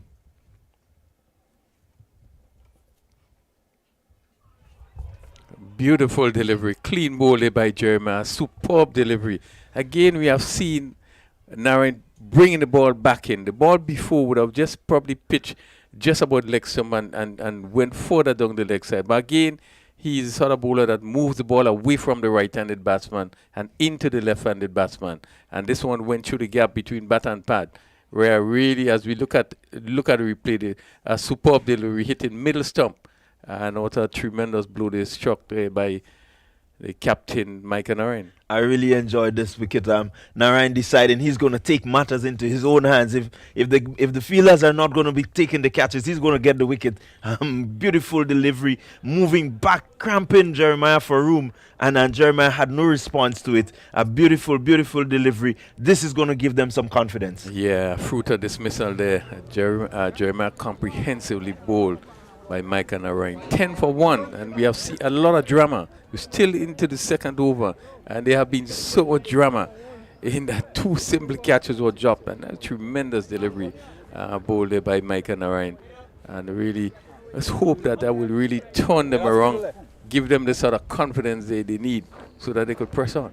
Yeah, what is evident here is that they're not very chirpy. One would hope that this could help to motivate them and to get them to be a little more chirpy and really be on top, because losing Jeremiah would be a big blow for the Ginger General. It's John L. Eugene coming to the crease, another dangerous batsman. But if they can pressurize him and make sure that he doesn't get off, they would be on top.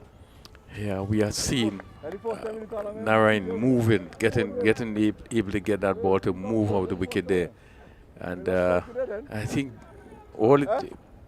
despite the first delivery, which was pace off, I think the other delivery, we have seen all of the deliveries moving. And it will be very interested, the Eugene left-handed batsman.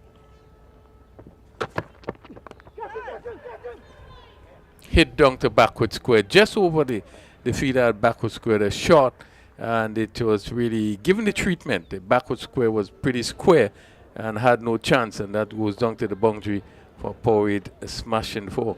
Yeah, good shot there by Eugene, just looking to get inside and help it around the corner. And again, Narayan just a little too tight on Eugene. You're getting the ball to move back in. You need to start it a little wider, so that it can actually do what it needs to do. So again, he needs to readjust and refocus, because 108 could be really close if these 2 batsmen get away. Yeah, you're certainly right. Should have been just a little wider of the off stump. Played down to leg by, as it went down to fine leg position. The fielder having to come off the boundary. So another extra. 15 for 1. Narayan picking up 1 for 6 in this over. Still 2 deliveries to be bowled in this over.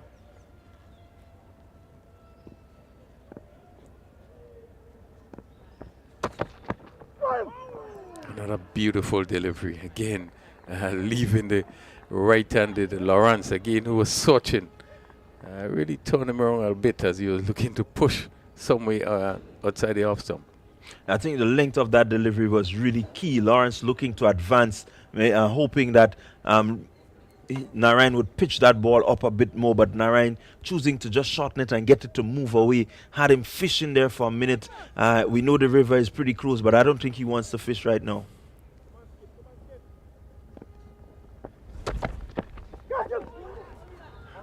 Again, what a tremendous over. Beaten again. Lawrence looking for the big drive. Again, the ball leaving the right-handed Lawrence and just missing the outside edge. And certainly tremendous over. Bowled by Narayan is first over.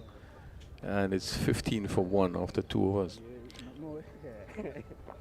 Yeah, good over there by the Cinnamon Pacers. This is what they would need if they're going to really try to restrict the batsmen. And the run rate currently 7.5. They need some 11.75 if they're going to overhaul this 109 that is needed. But the bowlers from here needs to back up what has been done by Narayan and Edward so far. We've seen them have good starts, but unfortunately, they're unable to really bring it through. It's only 10 overs. You got to keep the intensity, got to keep pace, and ensure that you build pressure so that the batsmen will look to get themselves out more or less.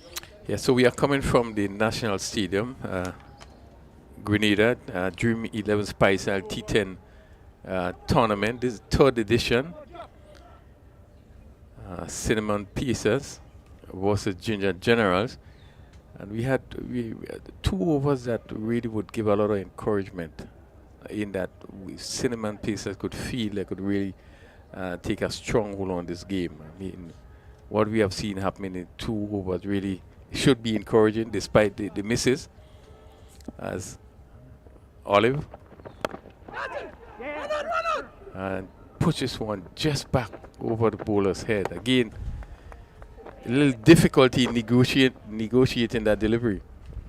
Yeah, I'm looking at the deliveries and I'm wondering, is it that the bowlers are really taking pace off, or is it that the wicket is a bit sticky in terms of the ball not really going through? Because there was Eugene playing a bit early, you know, and just ballooning that one. Luckily for him, it went over the head of the bowler. Yeah, really didn't play that too comfortable as Eugene. But we have seen that the bowlers seem to be coming into the unit, particularly the medium pacers, taking a piece off a number of deliveries. A lot of variation is being used now. And I believe as the tournament goes on, they probably will get to pick up more and more and being able to use those variations.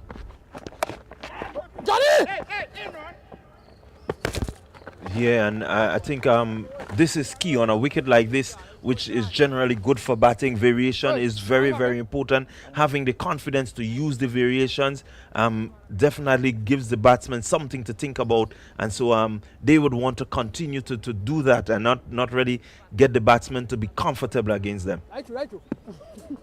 16 for 1 in over number 3. Again, ball push on the onside there and really quick single. Again, piece off. Again, ball not coming on. So we are seeing the bowlers really doing the homework in terms of understanding what needs to be done. As you said, the wickets seem to be playing, the pitch seem to be playing pretty good. But the bowlers are seemingly making it really difficult for the batters.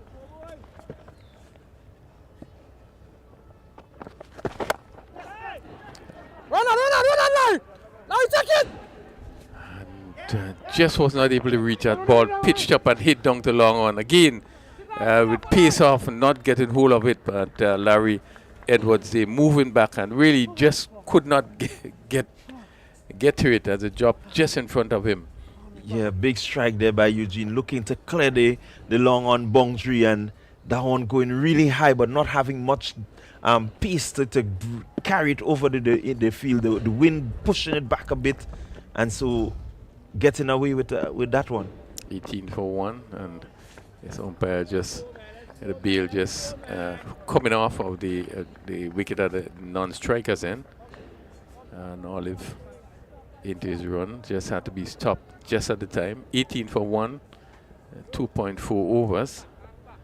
Eugene showing some aggression.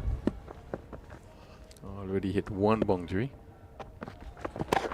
Another ball in the air. The keeper is coming around, takes a simple catch, and Lawrence goes. What a big wicket. Again, pace off, and Lawrence looking to probably play some over cover, and really was caught in a position. He was very early into the shot, and he just lobbed up just on the offside. Simple catch taken by the keeper. Yeah, again, really good going by the Cinnamon Pacers. I think from the ball one today, you saw that they had a different approach. Their mindset was that they come here for and they mean business, and they really working hard to ensure that they win this game. Lawrence goes, a really big wicket, big strike for them. Lawrence has been the man in form for the Ginger Generals, and so they would feel that they have accomplished a lot. But I would really urge them to keep it tight, make sure that they remain focused if they're going to get across the line here today. So another fruit dismissal. Lyndon Lawrence, a hard hitting batsman, not being able to get off. We saw both openers just struggling for the short time they stayed there. Just was not able to get off. And again, credit had to be given to the bowlers in that they slow it up. The ball was not coming on, so he had to put force. And there was Lawrence comprehensively beaten. And just loved this one up just on the offside and taken by the keeper. 18 for 2. As Olive just have one more delivery in his over.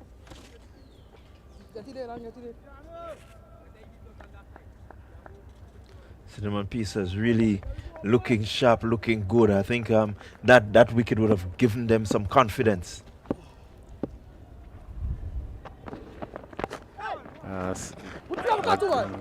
Good stop by the field at what I term slice slip, short third man. Very fine. As that ball would stay there and he moved quickly to his left and limited the batsman just to a single. And that completes the third over.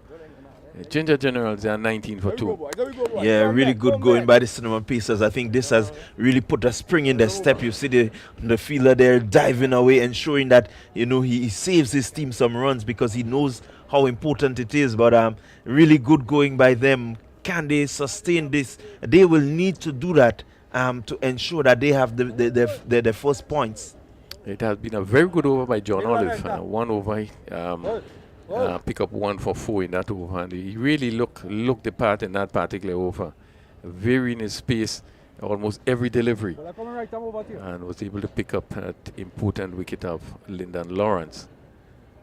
Micah Narayan, who also just went for 6 in his first over, continue with his second over.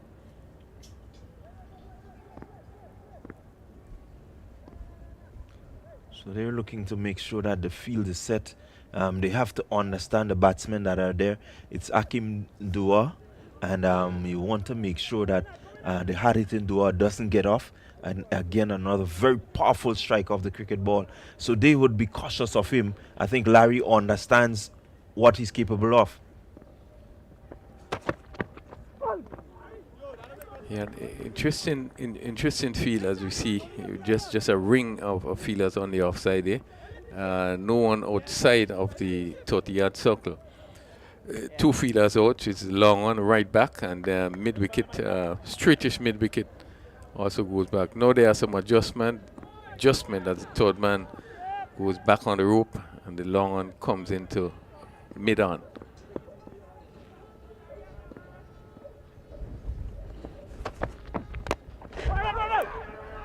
Driven to mid-off, really another chance there. That ball was choked to mid-off, and the fielder just failing to hit the stump there. But probably if he would have hit the stump, that probably looked pretty close from here.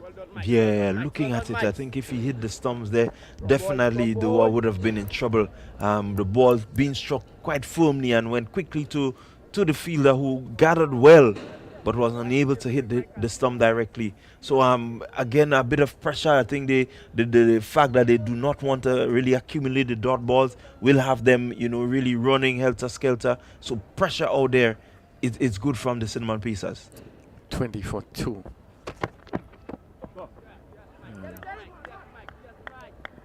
They can pick up another extra here. Leg by no signal by umpire Hulas. 21 for 2. We are into the 4th over. Ginger General need to get 109 for victory.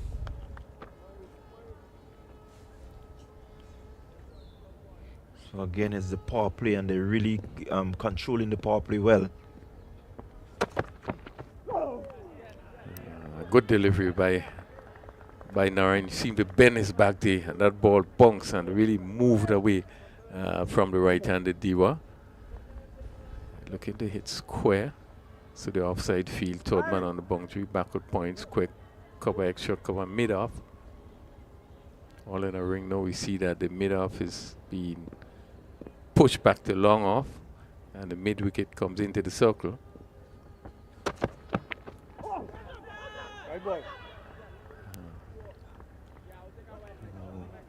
Another extra. This one a little wider, but again moving further away. And hold us. Umpire hold us. Yeah, but this is really good tactic by Narayan, having the thinking all the time. The adjustments in the field, I think he has him wondering what is it that he's really going to serve up, because you're seeing that he's getting the ball to move away. Every now and again he's able to straighten one. So really, Dua has to play him with some sort of circumcision. And he's driving, comes off the edge, and it's going to run down to the boundary. And that's another power 8 smashing 4. Not getting hold of it as he was looking for the big drive. Peels off the edge and clear the cover fielder. And down to the boundary for another 4. Yeah, definitely. Narayan will feel aggrieved there, because that one, it got a good chunk of the edge. They were looking to hit straight, but that one just coming off the edge and flying over the infield. It's still the power play, so definitely once you get it clear of the fielders, it will race away, because the outfield is really good, and so good welcome runs for the Ginger Generals. Yeah, but just looking at the field in a straight line, one would have thought that one should have been back with the ball moving away from the right-handed batter, but it went over his head as the photo was completed. Single there to Diwa. 26 for 2 after 4 overs. Ginger Generals looking to get up to 109 for victory. Yeah, so that brings about the end of the power play. I think the umpire is going to signal that now. On your screen, you're seeing that. So it says that now the field would spread. The fielders, they have to be really on their P's and Q's. The batsmen, they have to make sure that if they're going to clear the boundary, that they really get some power into that shot, because anything other than that could spell wickets going down. So definitely the Cinnamon Pacers would have gotten a really good power play in, only 26 runs coming from it. So it says that they put a stranglehold on the Ginger Generals, and Ginger Generals losing 2 big wickets in Lawrence and the captain Jeremiah definitely would have set them back. So looking at where we are at, I think the Cinnamon Pacers would be feeling that they can really bring it home. So Taylor is going to pick it up from this northern end, commentator's boot end. Narayan finishing the spell 2 overs, no meaning 13 runs, 1 wicket. And Olive would have bowled just 1 over for 4. As it's 27 for 2 after 4 overs.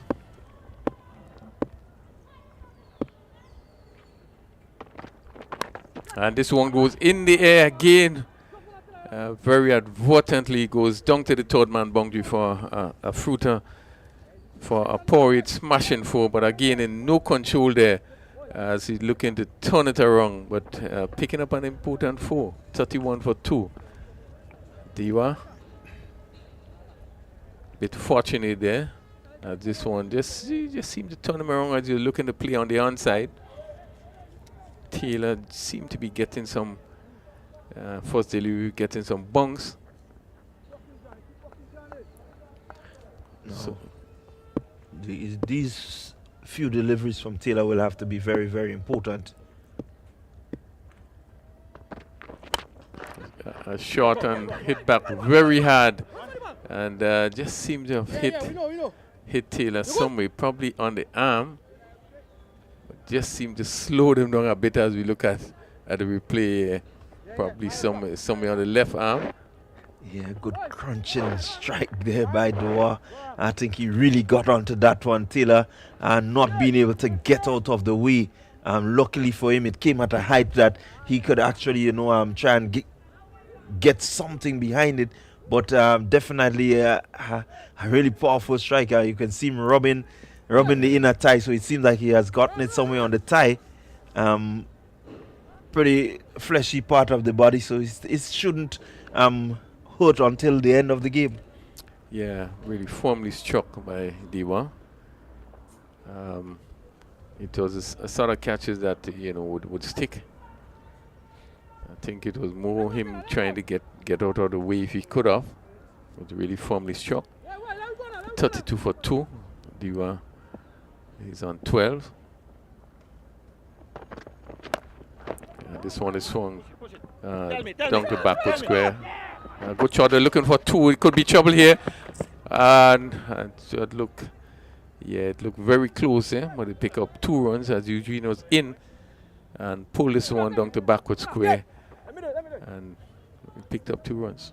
Yeah, I think Eugene recognizing that it's Narayan down on the boundary, Narayan not having the strongest arm in the tournament, and so they picked their fielders really well, and so they were able to accomplish 2 runs. And he's swinging this one high in there. Where does this go? Now the mid off, long off comes in, takes a catch, and good catch taking there. Another fruited dismissal as we see John L. Eugene caught that long off the bowling of Taylor, and he just went for 8, 34 for 3 into the 5th over. Yeah, another big wicket there by the Cinnamon Pacers. Eugene has been striking it really well, but somehow it didn't seem all that, himself today. Missing, he had a few where it seemed like it turned him around, and so definitely big wicket there. Good going by the Cinnamon Pacers. I really enjoy seeing them and seeing the energy that they brought to this game.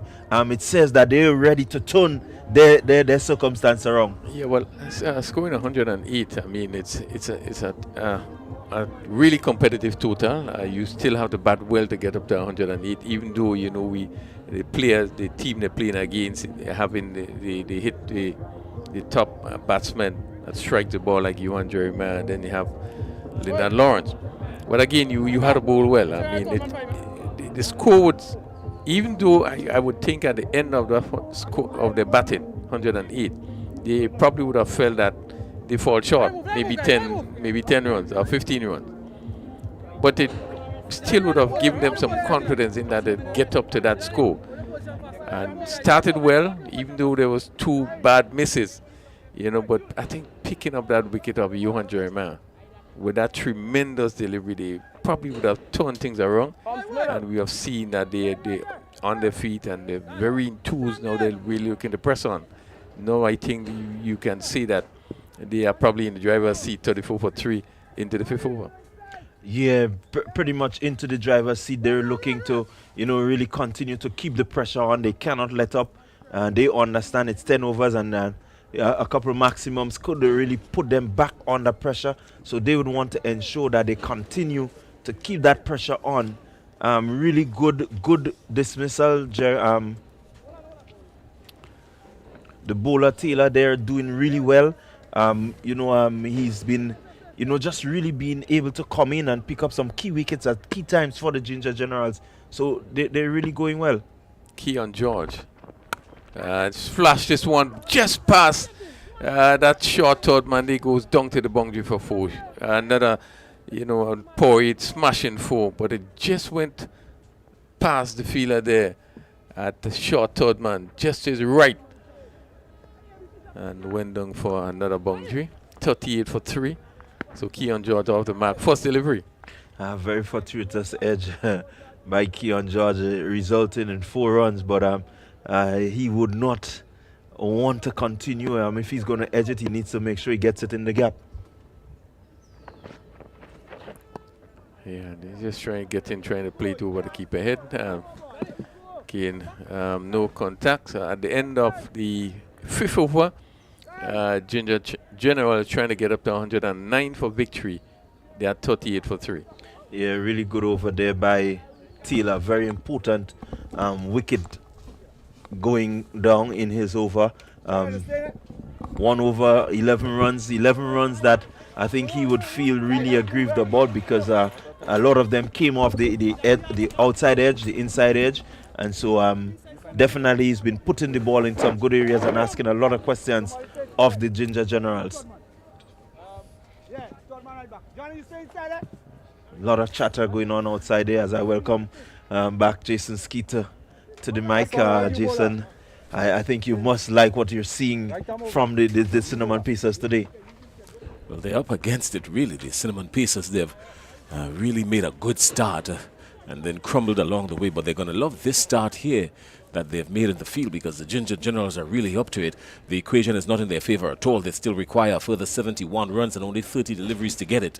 So if the balance is hanging, it's hanging in favor of the Cinnamon Pacers for sure.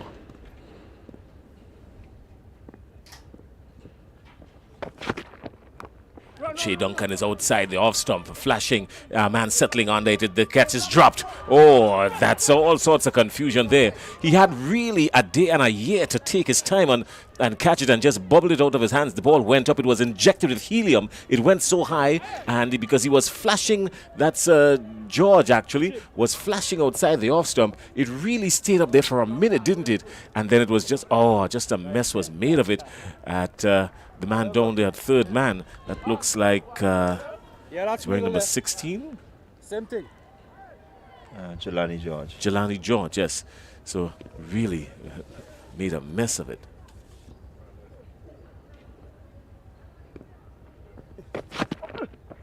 White ball.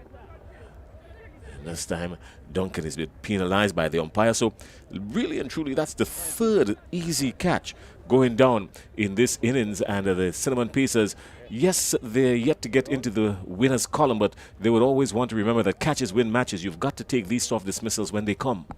Yeah, these drop catches is not helping their cause. This time he's off tight the off stump, and a good bowling there by Shea Duncan, really just pushing it through. And this wicket, of course, there's some movement in this wicket. There's some advantage in this wicket for the bowlers because the slower deliveries are really holding up once they hit the turf. And so the batsmen have to be a lot more watchful. So good use of the wicket here by the bowlers, Shea Duncan in particular. Not getting coming onto the bat as you would have wanted. That's Keon George not getting it coming onto the bat, not coming through as you would want it, again because of the slower delivery from Duncan holding up and putting some pressure on the batsman. Yes, they crossed for 1, 41 for 3, but they're really in some hot water here, the Ginger Generals. Yeah, they would need some power aid striking, and definitely the bowlers really using their heads and putting them under some good pressure. This time he's driving up here, all the way back. Big slug. Taken on the edge of the circle. That's a good catch. Well taken on the edge of the circle. That was an awesome catch. It was firmly struck. And you thought for a minute it was going to go all the way. Firmly, clean strike. And there it goes. Just down to the edge of the boundary. And did he touch the ropes? With the ball in his hand, it seems as though he was on the rope. Yes, he was on the rope. But the batsman is walking. The umpires don't have the benefit of the replay. He was on the rope, so that's 6 runs. It should have been 6 runs, but it's a wicket nonetheless. The umpire does not have the benefit of calling for the replay. You would expect that the player, if he knew that he touched the rope, to at least say so. So I'm not going to say that he was dishonest. I'm going to say maybe he didn't realize he was on it because of the adrenaline. But that should have been 6 runs. Yeah, bad miss there. I think not being able to get the television replay on this one, or not utilizing it, works in the favor of the Cinnamon Pacers. But again, when things are going your way, it's just going your way, and so they're really, really doing well to make sure that they get that victory today. Well, the wicketkeeper batsman Samuel Charles is in now for the Ginger Generals. We know he can give it a good whack.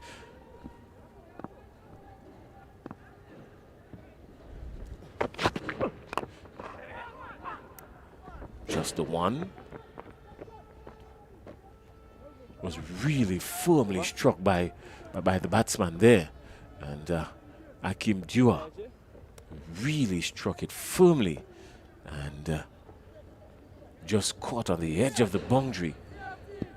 In our opinion here, from our advantage point, having the benefit of the replay, should have been 6 runs, but well, that's water under the bridge now. They've got more fighting work to do. This time he's hitting well. No mistake about this one. It's going to go all the way. No mistake at all. This one was firmly struck by Keon George coming off the meat of the bat and just whipping it through the onside. 6 runs. Good shot. Sorry. Yeah, good shot there by George. A delivery pitched up on the legs, and George just using his arms and powering it away over the mid-wicket region. Again, really going quickly. So he got really good contact onto that. Nothing to hold it back. It sped across over the boundary ropes, landing and even wanting to go further. So good strike by George, getting it off the meat of the bat. More of these would be needed for the Ginger Generals if they are going to get anywhere close to that 108. Well, at this stage, this Cinnamon Pacers would have been 48 for 48 without loss, and this would have been somewhere inside the power play still. So the Ginger Generals really having a lot of work to do. 4 overs remaining. They're only 48. They're in search of 61 runs from 24 deliveries. Moved by the captain. It seemed to be Larry Edward coming back in. A very important over from Edward.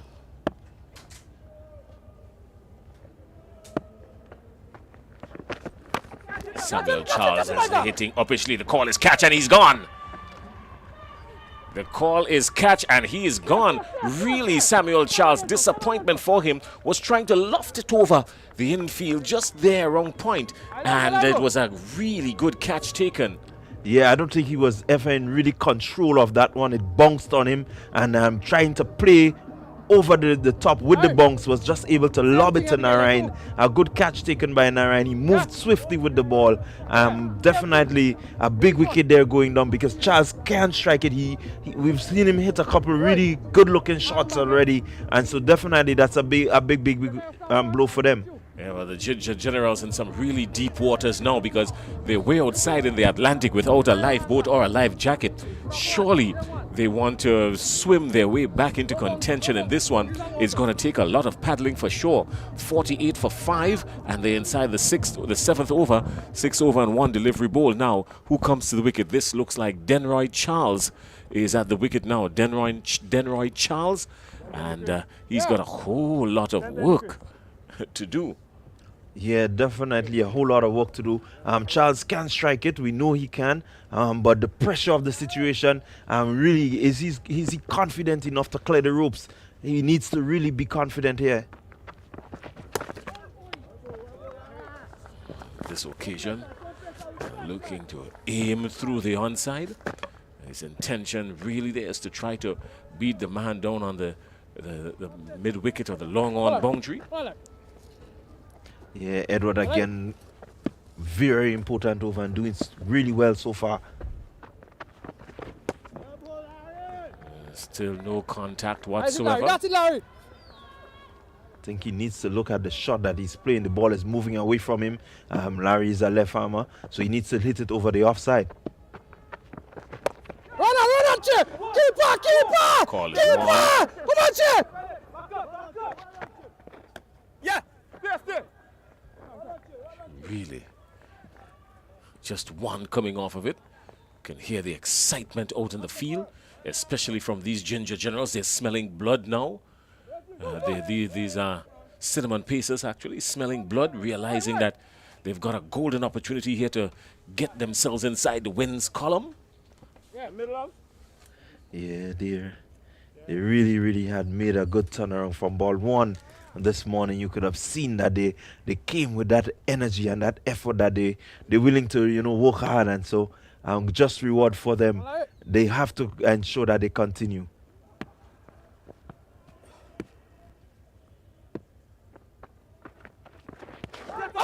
Reverse sweep. He was struck outside the line of the off stump.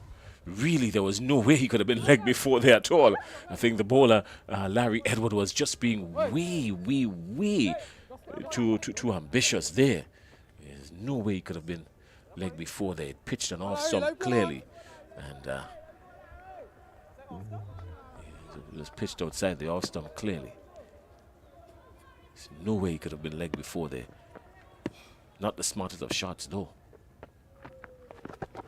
This one is going. This one is going. This one is gone. This one is gone. And dissecting the two fielders and just dropping right on the edge of the rope and crashing into the ropes after that for a power aid smashing 4. So a well-deserved boundary there. After 7, 53 for 5 with Denroy Charles on 1 and Keon George on 15. The Ginger Generals are pushing forward, looking for 108 runs. Where can they manufacture it from? Well, they've got 18 deliveries to get 56 runs. Yeah, quite a steep challenge. But with George out there striking it like that, definitely if he's able to latch onto a couple, we could see the rate move. But as it stands now, they need some 18.67 per over, which says a lot of striking, at least 3 maximums per over if they're going to cross the line.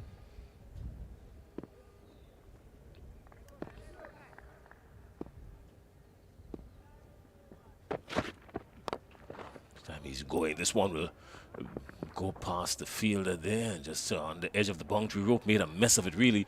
Should have been a clean pickup, but the Cinnamon Pacers making a mess of that one in the field. That looks like Shondell Regis really had it under control for a brief moment, but then lost his way. Another power aid cracking 4.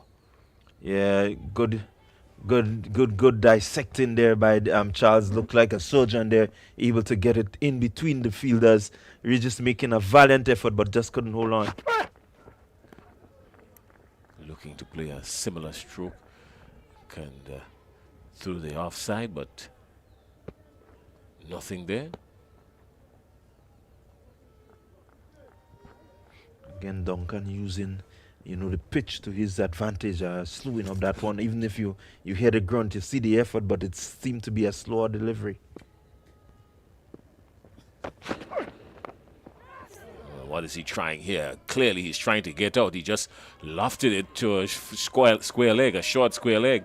Was trying to maybe get it over the head of square leg. Very ambitious stroke here. Yeah, again, Charles, good intention, really good intention, recognizing that there are acres of space over the square leg region just around to the fine leg. There's acres of space there, but unable to really execute because of the extra bounce of Duncan. Duncan has been bowling pretty well. His overs so far has went for 14. He's picked up 2 wickets. So he's been very economical. He still has 3 legal deliveries remaining in his spell. He's allotted 2 overs. Picked up the wicket of Denroy Charles and Akeem Dewar. It's Duncan. He's looking for at least another 1. Another 2 will have him totally elated.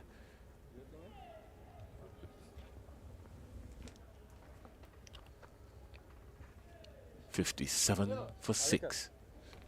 Still a further 52 runs required. 15 deliveries. Really, that's steering at Mount Everest from the bottom.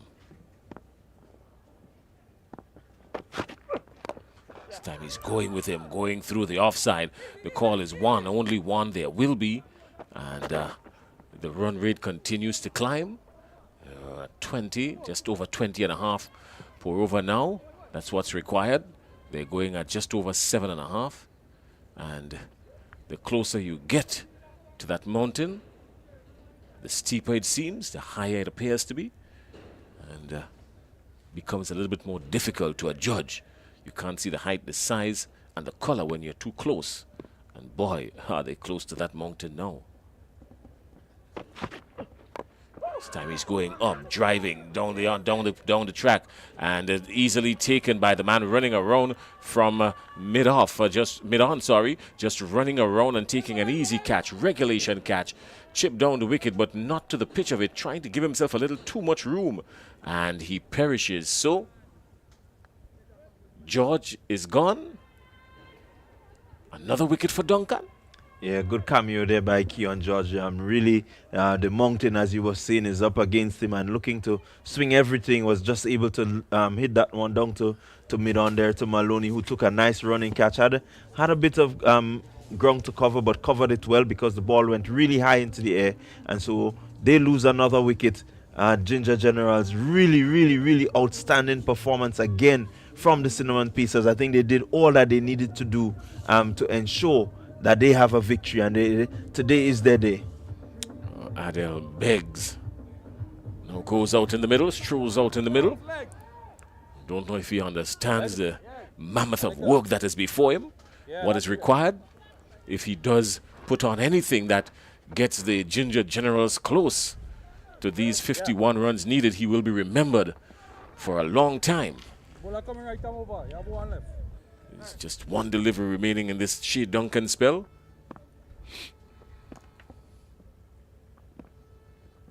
This time he squares him up. And a dot ball that brings about the end of the spell from Shea Duncan, picking up 3 wickets for 15 runs. A very good bowling here from Shea Duncan, picking up 3 good wickets. Picked up the wickets of Denroy Charles. He also picked up Keon George and Akim Dua. And the Ginger Generals are 58 for 7 with 2 deliveries remaining. 51 runs needed off 12. Yeah, really good going there for the Cinnamon Pieces. As we see a Cinnamon Pieces fan out there, she must be happy. She's done in her colors, and I know that supporter there would enjoy what she's seen from the Ginger Generals so far. They look set to have their first set of points. They'll be more happy for themselves. Cinnamon Pieces. John Olive will continue from the Darbo end.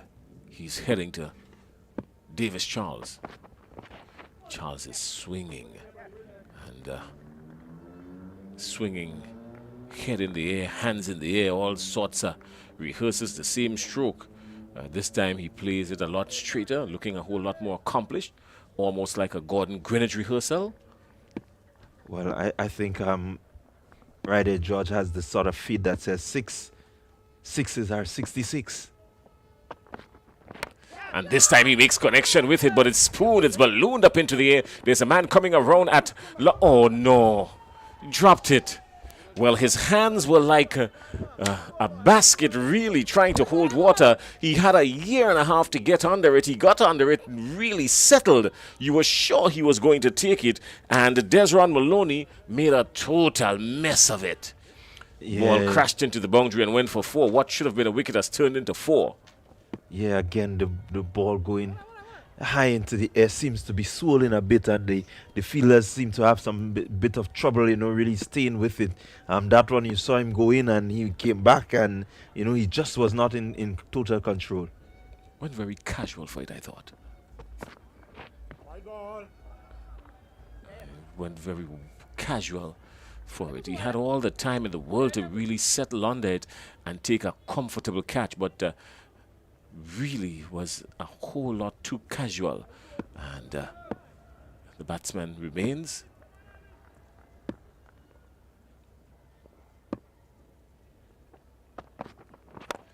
This time he's brought into play again. It will come all the way down to mid-on, just 1, and firmly struck for just 1. So Davis Charles moves on to 6. Adel Beggs is yet to get off the mark. He will try to do that now. 64 for 7, 8.5 overs gone, 9 deliveries remaining, 45 runs to get it.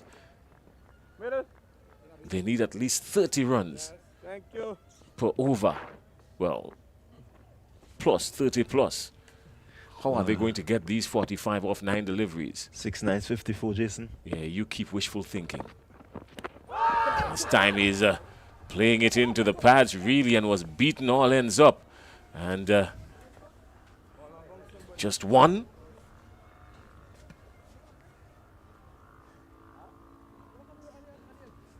Really was not leg before, was struck really high on there, just above the pads, high above the pads. So 44 runs needed, 8 deliveries to get it. I don't care what mathematical equation you can put forward. It's going to require a whole lot of that. This one goes all the way, a power 8 maximum, 6 runs. So that's how they've got to operate. They've got to operate in boundaries now. Nothing short of boundaries will save them. Every ball must go over the rope for 6. And that was a power 8 maximum. Well struck by Davis Charles. Cleared at mid-wicket. 6 runs. Good clean hitting. Good connection there by Davis, going for all money, and he knows the importance of these sixes and would want to get everyone over the boundary. Again, good smart comeback there by Olive, just slowing it up, recognizing that the pace on was dispatched, so now he's taking the pace off. And Davis swinging way too early, and so definitely Pacers, I think they've done just enough, Jason. Well, 38 runs required and 6 deliveries to get it. They will need much more than everything that comes off the bat. They would need some additional help from these Cinnamon Pacers, because even with getting 6 maximums, 36 coming off the bat, they will still need some assistance from these Cinnamon Pacers. Maybe a no ball, a wide, or something of the sort. But runs off the bat alone will not get them up to the top of this mountain. New bowler left on wrong. New bowler coming into attack now. It looks like Jelani George. Jelani George coming into the attack from the River Road end. He's a left arm off break bowler. We'd look to try and bamboozle this right-hander, Adel Beggs. No ball. No ball. That's the first bit of assistance there. So a free hit. Free hit for the batsman. Free hit for the batsman. Let's see what Adel Beggs can do with this free hit.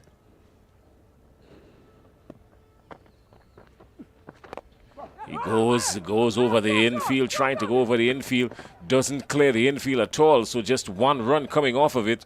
You see the fielder catching the ball there, but it was a free hit. Could not have been out via call. The batsman could only be out, run out during the free hit.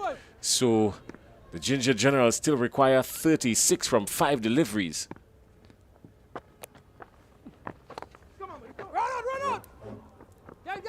Call is 1. A misfield there at point. It doesn't result in an extra run. The captain, Mika Narayan, is outside there, keeping a watchful eye on things. 35 and 4.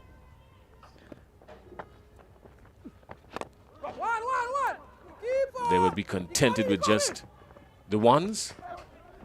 So miracles happen when in face of the impossible, but would require much more than simple impossibilities here for the Ginger Generals to lose. Just 1 for the Ginger Generals to win, that should be. Just the 1. And so with only 2 legal deliveries remaining, there's absolutely no way 33 can come off of 2. So the Cinnamon Pacers well on course to pick up their first win. Another no ball, and this one is struck all the way down to long on for 4. 1 bounce into the boundary, 4 runs. Oh no, did it clear the ropes? The umpire is saying now that it did clear the ropes. Let's take a look at it again, because really thought it bounced just inside the boundary. Yeah, definitely clearing the boundary there. Just on the edge of it. So 6 runs, no ball.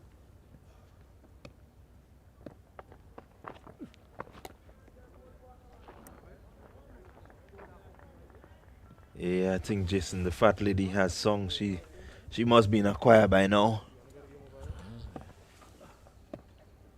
Singing hallelujah for the Cinnamon Pacers, picking up their first win of the tournament here.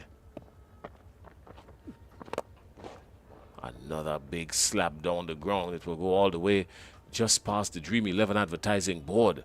And 4 runs. Another power 8 cracking 4. Yeah, really good win there. I think the Pacers, they would feel really accomplished here now, because they've gotten themselves onto the board, which something that, you know, everyone in this tournament would be rooting for them. They really came to the party this morning, got off to a flyer, and they kept pace and really did what they had to do to ensure that they got a win under their belt really good going by the Cinnamon Pacers. Yeah, well, they wrapped up the Ginger Generals at 87 for 7. So the Cinnamon Pacers winning by 21 runs. And even though they started off as a flyer, the Cinnamon Pacers, they really crumbled along the way, but was able to manage just about 107 inside their 10 overs. And they did pretty well. Good total for them on the board. Their highest total in this tournament, the Cinnamon Pacers. And coming back to wrap up the Ginger Generals at 87 for 7. Let's take a quick look at the batting card here. The batsmen for the Ginger Generals, 15 from Keon George and 13 from both Adel Beggs and Akim Dewar, and 14 from Davis Charles. So no one getting into the 20s. Anything other than that was like an overseas telephone number, 82815, and nothing else really for the batting. For the batting from the Ginger Generals. On the other hand, the bowling card for the Cinnamon Pacers looked really attractive, with Shea Duncan picking up 3 wickets for 15 runs off his 2 overs, 6 dot balls from that, and with an economy rate of just about 7.5, going for only 1-4 and 1-6. That was really good bowling there from Shea Duncan. Apart from that, everyone else was really high up into the totals, but nothing to worry about really. One wicket apiece for Edwards, Narayan, Olive and Jonathan Taylor, and 3 for Shea Duncan. So even Stephen in the bowling for the Cinnamon Pacers, and a good win for them. They needed these 2 points. Yeah, again, we see the bowling really coming in. I think the bowlers did well. They used their variations really well. They did what they had to do, put in the ball in some good areas, asking the batsmen to really go after the bowling, and they were really rewarded with some really poor shots. Some of the shots that really couldn't give anything but the wicket. And so the Ginger Generals, they go down to the Cinnamon Pacers. They would look to have to regroup again, come again. But really good win for the Pacers. Well, the Cinnamon Pacers, they would finally get on the board here now and find themselves in the win column. The Cinnamon Pacers, this is their 4th game, and they would have finally picked up the wicket, picked up the win, and picking up 2 points. So really good stuff for them. They played well from the get-go. They took full advantage of the power play, because at the end of the power play they were somewhere, I think it was 64, they were about after 4 overs, 64 without loss. So they really took advantage of the power play, striking the ball cleanly and taking full advantage of the inner field, and got to 107, their highest total, and eventually skiddle-daddled the Ginger Generals for 87 for 7, winning by 21 runs. Kerry, and we've got Kerry down on the field, and of course we've got the presentation ceremony coming up for this game, and I've got some predictions here, but most of the prizes in my mind would go towards Shea Duncan. Some really good bowling figures for him, and some good captaincy by Mika Narayan of the Cinnamon Pacers. Really elated Cinnamon Pacers. Also, don't forget, we've got another game coming up. Saffron Strikers going up against the Nutmeg Warriors. A disappointing loss for the Nutmeg Warriors yesterday. Yeah, disappointing loss. They would want to bounce back and really come back strong. We yet to see Charles getting off. They would need him to do so if they're going to really come strong today. So it will mean a lot for them to get a win, and so they have to do all that they need to do to ensure that they get a win. All right, well, let's head down to the field now, because Sharice is down there, and of course we've got the presentation ceremony and a whole lot of Power Aid prizes to be delivered. Sharice, you've got it. Thank you very much. At the end of the match, we saw Cinnamon Pacers getting the better of Ginger Generals. In order to start off the Power Aid presentation ceremony, I wish to call up as the Power Aid most economical bowlers. We have a joint prize today. We have Captain Micah Narayan and bowler Larry Edward. They would have bowled 2 overs for 13 runs and took 1 wicket. So they are the Power Aid most economical bowlers for today's match. During the presentation, we have a little bit of camaraderie here. We have Mr. Kieran Kotoy. All right.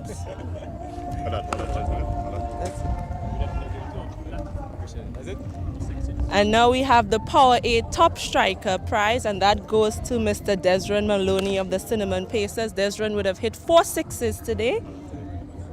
And during the presentation, we have his former Windward teammate, Mr. Kieran Katoy. And Desron, don't go too quickly, because our player of the match at the end of the Cinnamon Pacers matchup against Ginger General again goes to none other than Mr. Desron Maloney. He would have scored 28 runs off of 8 balls, and he would have took 2 catches. Congrats. Thank you. Well, Desron, welcome to the winner's circle. Tell us a little bit about your team's performance today and your performance. It's what we've been asking for from our team perspective. We've been falling short all tournament, but it's good to get a win on the board, and it's good to come out and perform well for my team today. Okay, and walk us through a little bit of your personal performance. You really came in and turned the innings around with a quick fire 4 sixes. Tell us about that. My plan was to bat deep, but based on the situation of the game and the field that was set for me, I decided that this had to be the over I have to capitalize in, and fortunately for me, I got off. But it was unfortunate the way I got outplayed onto my stump. Okay, thank you very much, and congratulations. All the best in your remaining matches. Thank you very much. There you have it. That's the end of the Power 8 presentation ceremony for the first match of today. Back up to you in the commentary booth. All right, well, we heard it there from the commentary booth. I'm still baffled and bamboozled about that, because when I looked at the bowling figures for Che Duncan, he picked up 3 wickets off his 2 overs for 15 runs with an economy rate of 7.5, only going for 1-4 and 1-6, and he still wasn't among the prize winners. Strange. Yeah, well, again, you look at the economy rates. I think Edwards really kept it tight. Narayan really kept it tight. They would have a better economy rate. Though the wickets column looked really healthy for Che, we still gonna award the prize to the most economical. So again, it may seem a bit odd to understand, but if we present into the economical bowlers, we keeping it at the economical bowlers. Yeah, but again, you look at what has happened, Jason. Definitely you see that the Cinnamon Pacers, they were all over the Ginger Generals, because you look at the prize and they shared almost everything that went on. So again, you may feel that it could have been different, but that's the way the cookie crumbles. A win for the Ginger Generals. A win for the Cinnamon Pacers. That is the important factor here. Let me ask you this. With all the best economy rate, if you don't take wickets, what happens? Does your team win or does your team lose? Well, it adds pressure, which is what you have happening in the T10. You can add pressure. You can add all the pressure you want. If wickets don't fall, what happens? Well, it adds pressure. Maybe somebody else would end up getting the wickets, but the economy rates really adds the pressure that would cause the other one to really benefit, So it's a give and take, a cat and mouse. That's the way it goes. Yeah, whatever. Let's agree to disagree on that. Totally. Anyhow, that's the end of it. All right. So at the end of match number 1, the Cinnamon Pacers picking up the win, wiping out the Ginger Generals, beating them by 21 runs. And the Ginger Generals, of course, only able to muster 87 for 7 in reply to 107 for 8 from the Cinnamon Pacers. And that's the end of match number 1. Join us in just a little bit, because we're going to head to match number 2, which will feature the Saffron Strikers going up against the beaten finalists in last year's tournament, the Nutmeg Warriors. They would love to bounce back from that disappointing loss yesterday against the Bay Leaf Blasters. So the Nutmeg Warriors are going to be in action again today. Join us in a couple of minutes when we come back down to the middle here. Glorious sunshine at the St. George's National Cricket Stadium in beautiful Spice Country, Grenada.